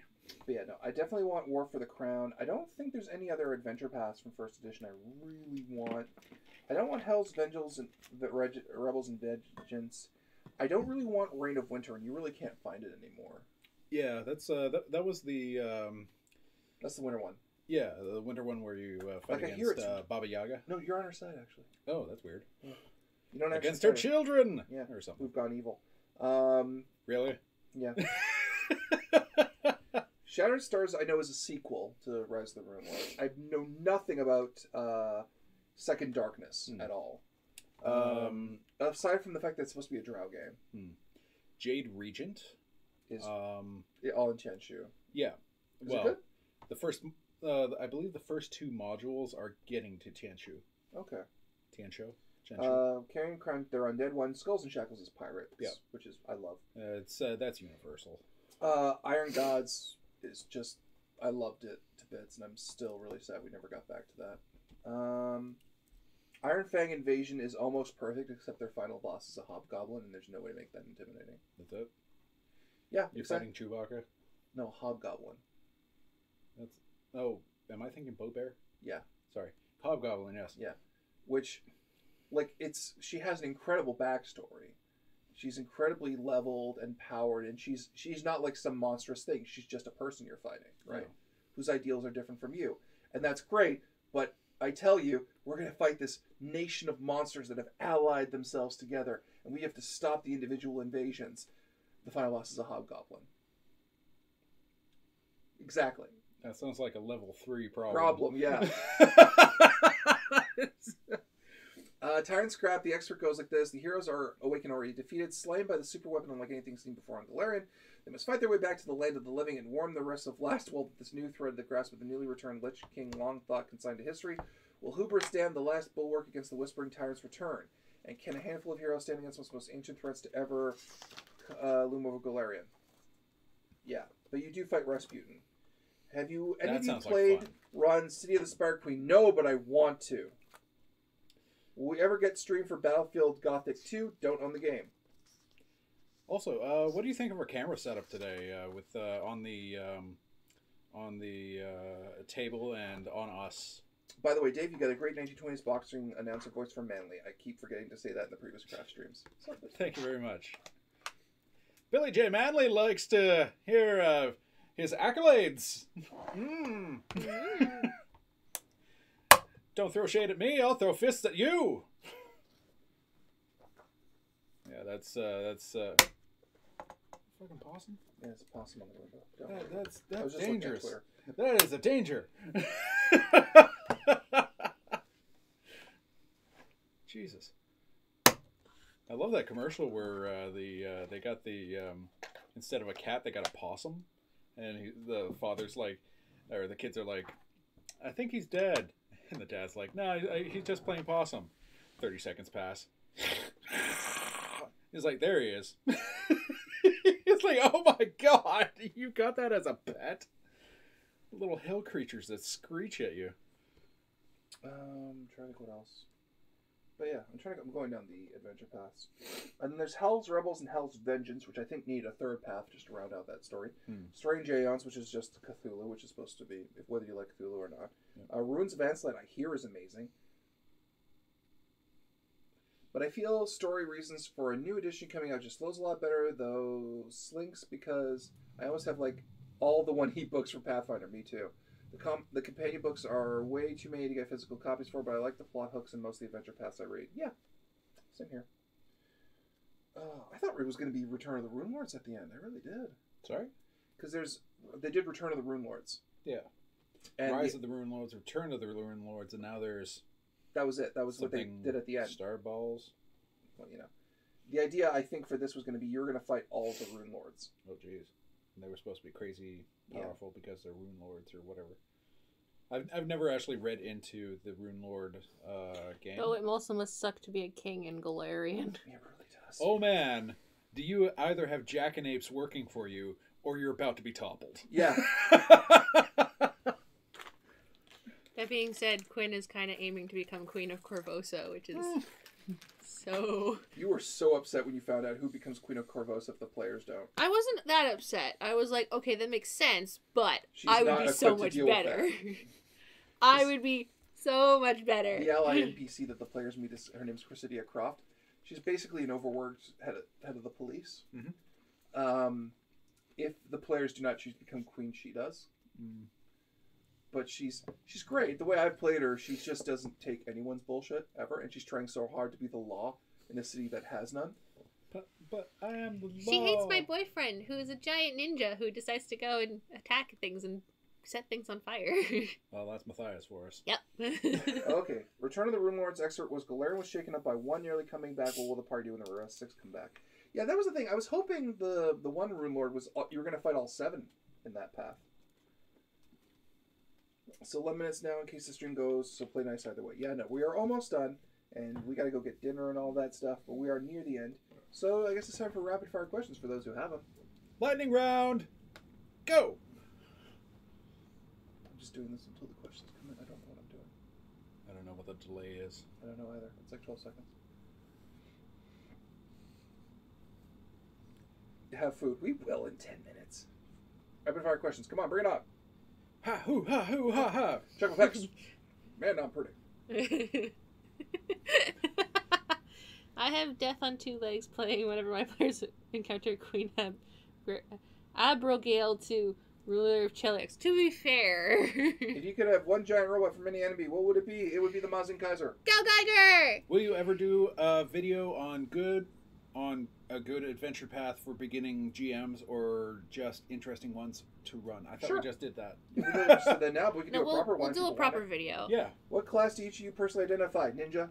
Bard. Ranger. Next Planescape when? June. Is it June? Yes, It's June. Sure. June. June. Every day's great at your. Junes. Junes. She avoided me for that! Yeah, she did. Because I knew you were gonna go Junes. I have that in my car right now. Jordan's like wildly irresponsible sorcerer. It's We true. Yes. More questions, come on, hit it up. Rapid fire. What worst class you've ever my fucking arm. tried to play? Worst class. I have a hard time with wizards. I have a hard time with it's not even like they're like prestige classes. Some prestige classes I don't like at all. I'm just like, why does this exist? Mike Slayer's when? I'm trying to, because you all voted so much for it, I'm trying to pick a good place for it. Trust me, it will be good. Oh, worst class for me, Paladin. Really? I don't know. I'm not Good into job, it. yeah. Every day's great. Wow. You're Other than Nauticus, what was the most hilarious character you've ever played, other than the one who exploded a pig? El Pollo Loco. Oh my god, the exploded pig. El Pollo Loco is really great. Yeah. Which stream would you like to see animated? Thank you. One day. Spirit. I'm still trying to think of the silly characters. I don't think I've had that many silly characters. Besides Dr. Disaster. So. The most hilarious character you ever played, other than the one that. What is the exploded a pig? trollest role you ever made a player roll? Roll to stop yourself from vomit. Roll to decide whether or not you're going to vomit up the poison you just consumed. Ooh. Which Slayers would you guys go? I'm coming up with something special for that. Because no one could be David? Lena Inverse. Yeah. Dave, what stream would you like to see animated? 'Cause I would like to see Spirit animated. Or, Spirit's good. Spirit, Pendragon, and Mutants Masterminds for me. Anything that has Sumter Plugin in it. Mutant Masterminds and Shadowrun. What's the one where we have friend computer? Paranoia. Yeah, I'd love to see Paranoia. Oh, yeah. Leaders lead from the front. Bye! I love that guy. Good old Paranoia. I gotta get back to that. Yeah. No one expected me to just grab an umbrella and huck myself off a cliff. Oh, man. What was the most infuriating system you've ever run other than Firefly, which I recall you mentioning was pretty bad? Oh. New Firefly or old Firefly? New Firefly. Because old Firefly on the Cortex system is really good. It's so much I better. had a hard time. That was Serenity, though. Fallout when? Old Serenity you had a hard time with, or New Firefly? The one that Danny ran. I wasn't there for that. Oh. Tipshiller goes, Fallout when? Wait for it. When you can correct your miscapitalizations. How horrifying would it be if a xenomorph mixed with Space Marine DNA? That's basically a gene stealer. I'd like to see a face supporting animated. You almost killed me with that one, Mike. Most infuriating, Marvel Heroic. It was so infuriating I didn't run it and I went to Mutants and Masterminds. Really? Oh yeah, Marvel Heroic was bad. Ooh. Dude, no character builder. Oh no. Yeah. Fallout Toronto when? Fallout. Wait for it. Just wait for it's it. Like Slayers and Fallout, you will have to wait. It's almost like I'm saving them for special occasions.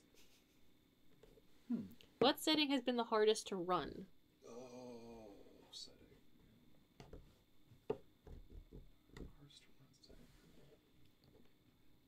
I'm not sure. That's a really good question, actually.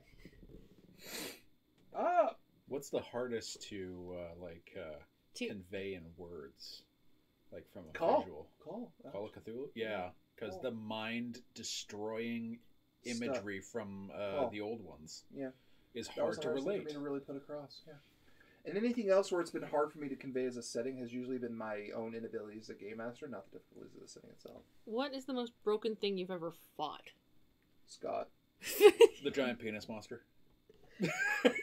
But that was in a home game. Yeah, that was. And actually has a proper name that I can't remember right now. But Will man. you insert missing no when you revisit Pokemon RPG? No. I would rather do more legendary stuff and give the legendaries more context and stuff. But yeah, we had a discussion about this at a craft stream with Jordan. Was xenomorphs, when compared to Tyranids, are just nothing. Yeah, the Nids. Yeah. Oh my God, do they populate faster? Do they fight harder and faster? Yeah. Xenomorphs would not be able to keep up. They have to have like a gestation period. What's the most unfairly overpowered monster or character you ever threw against one of your crews? Oh, that was the Xenomorph Deathclaw. They couldn't kill it. No. There was nothing they could do. They had to get free computer to kill it. They're asking if the giant penis monster was Mara from Persona. No, it was it's in Kingmaker and Module 2. There's literally a penis-looking thing that shoots white shit out.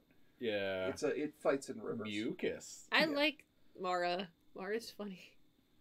You like Mara because you like to show people Mara. It's like, this is my favorite game franchise of all time. Here's Mara. Yeah. They all give you a look and they try to back away for half a step. Like, Sam, why is this penis on a chariot? It's just cause.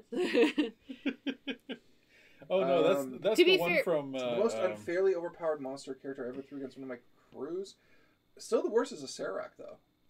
That was naturally OP. Yeah, but that was the most because they had no idea what to do. Right? Yeah. So. To be fair, I actually was originally going to make the giant space burrito a monster for you guys to fight, but then who was it that Jordan, I think, who is like, I'm gonna psychically connect with the giant space burrito, and I'm like, okay.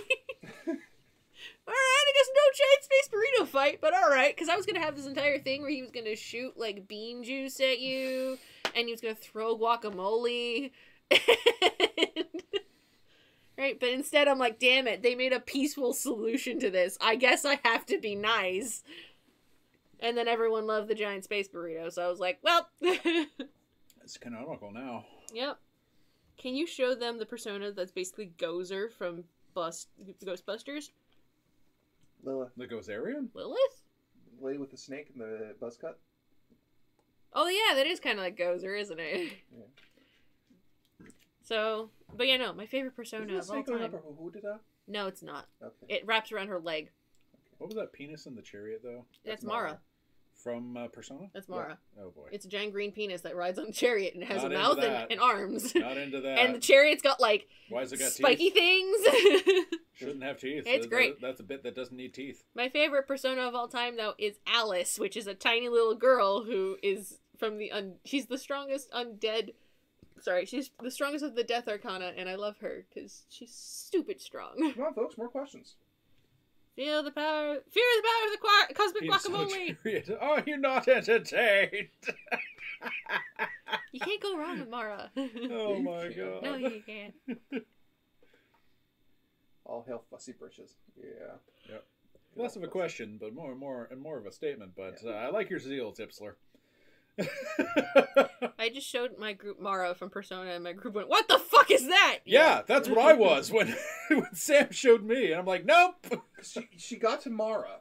Yeah. In the game, and she literally kept it up when you guys were coming down Friday. I was like, "Guys, check it out!" Hey, you're like, and everyone was like, "What even is that?" Why? I tried to turn around. And what go is back stronger up the than the power of Desu? Nothing. Nothing is stronger than the power of How about Desu. the fucking Infinity Gauntlet? How about that? Okay, Desu fine. can take it. No, it can't. Yeah, it can. My universe! Desu can make the Infinity Stones. Which jitter. mythos would you like to see the next Persona game take their main character personas from? I can't say because we're doing it. See, the problem is that I made a really cool thing. I made a really cool one-on-one game with Mike about King Arthur, and it's so good. So good. My mascot is a talking dog who's actually the reincarnation of Sir Lancelot, and What kind of dog? He's adorable. He's That's adorable. okay. He's adorable mixed breed. He's got like he's got heterochromaria where he's got 2 different colored eyes, and he's so cute. And the problem was we actually found the real dog. Oh my god! We found him in real life, and I was so upset because I wanted to take him home because he was up for adoption. Oh. So What sad. do you think of the Raven Queen's retcon lore in 5th edition? Not familiar with what that is. I friggin' called the Arthurian stuff. I made it. I made the She made Arthurian it one. legit, and she made it work really And well. it works so well. The one that had the great build-up, but the biggest letdown. That's the one where you had where you're just like Oh, the they counted down they counted down the 6 seconds and shot him. Yeah. Oh, No, yeah. I mean on stream though. Oh, on stream. Space Moth. He wasn't a villain. Yeah, Space Moth was an Is he good boy? ambivalent creature. Sir Duloc is best boy. Ready. Over there. There is treachery. Sir Duloc, it's called a fire hydrant. I suspect evil from it, my lord. Orf. I am winning the battle against the other cat from the neighborhood over. What's his name? Morgana. Wait, So- what? So, what is the full persona name with this Arthurian theme? It was Wart. Yeah, it's Wart. So, because it makes sense. Because then his ultimate persona would be Arthur. From Fate. I do like Sakura Saber. So, Ah! Oh, you bastard! found the picture Didn't of need Mark. to. but yeah, so I made his starting persona is Wart, and then the ultimate one is going to be Arthur. Yeah. So Wart No. makes sense. Yeah, see, I was so good. I actually figured out where the hell Avalon is too. Wait a minute. You're not supposed. Nobody's supposed to know where. It makes It sense. makes sense. It makes so much sense where Avalon is. Was it in New York, the Lower East Side? No, No. no, it makes sense. I can't spoil it because the thing is, if I actually want to make a Persona game based on the Arthurian Okay. one, then I would have to save it. Mhm. The thing is that Mike doesn't want to do it with the group because he It wants. works so much better. It one-on-one. works better one-on-one, but the thing is that it's just so good. And very personal though. Like for this one, Sam used bits of my own personal past. Wait, I know where it is. It's in everyone's heart. No, it's No, actually in a place. Damn it! it's Atlantis, isn't it? No, it's not. Atlantis, the lost city of Atlanta. I win Persona or Stans. Okay. It's- Mike, have you ever thought of running Oh, a who Stargate wins? RPG? I never knew there was one for a long time. Not really. Yeah, who wins, Persona or Stans? Well, Stans can get really stupid, right? Because they're like stupid strong. Personas don't necessarily have that, and I get that it's kind of the same thing, but they're not the same thing. Well, stands have one gimmick. Persona can have thousands of gimmicks. Yeah, but the thing is that the Okay, one Dragon gimmick Cat, can be really stop strong. showing pictures of Mara. Knock it off. Ah! Okay? You bastard. Stop it or you're going to get a kick. We got that from the first time. Now you're just spamming. Okay? But yeah, no, like if you guys actually really want me to do this Persona one, like for the Arthurian legend thing, Vote it up. you have to vote it, right? Dave is a Georgian. I resent that joke. What? But yeah, like What, if Dave you is a Georgian. I resent that joke. if you really want me to actually do I the don't know what Persona joke game What- for what the joke? Arthurian thing, I will do that because I have another What was Persona that? idea for 4 characters to be the fool, not necessarily one because the Arthurian mythos only works for a one-on-one, and we could make that as a Patreon tier where we write up one-on-ones, Could do that, yeah. right? Where we could do that, but we'll figure it out, right? But if you really want me to do the Persona Arthurian one, then Wait, are you Vote talking that. about the lost city of Atlanta, Georgia? Georgia. Is that what it is? A lot of things are being made in Georgia. Don't sell yourself short. I love a lot of the the joke Archer about is the- made in Georgia. The joke about the lost city of Atlanta, he's just playing around. Oh, okay. I'll vote. Just point me where. Okay. We'll make a thing later, not right now, but Yeah, not I'll let you before know. August, please. I'll let you Because know when. August is going to be the end of the Infinity arc. Mike needs to get that done. Right. Mike and I are gonna talk about it. We'll figure it out. Well, it is now 5:04, Is it? which means we are done for the day. Hooray! Thank you everyone for coming out and joining us with the chatting and the talking and the fun. Damn. You touched a thing. On trouble now. As always, if you want the conversation to keep going, please join us on the Discord. Yep. If not, well, we'll see you in like a week when I'm back here by myself playing a game, which I'll put the vote up for in the Discord later tonight. Should we direct them to general or general? Yeah, continue the conversation in general on our Discord. Throw in a link for it. Generate a link and throw it into the chat. There's already a link in the description. Oh, yeah. Never mind then. It's already there. If you're on Twitch, there's a link underneath this video. If you're on YouTube, there is a link in the description box. You can go click it. In the doobly-doo. Smash that like button. Uppercut that subscribe button. Gently tickle the subscribe bell. Gently screw. No, dude, this is screw. The screw. Work the shaft, cup the balls. Swallow the gravy. Let's get this channel up to 10,000 subscribers. Let's do that thing. Tell everybody you know. Thank you, everyone. Have a good night. See everybody. Good night. And thank you, Tipsler, for lighting everything on fire again. Good night.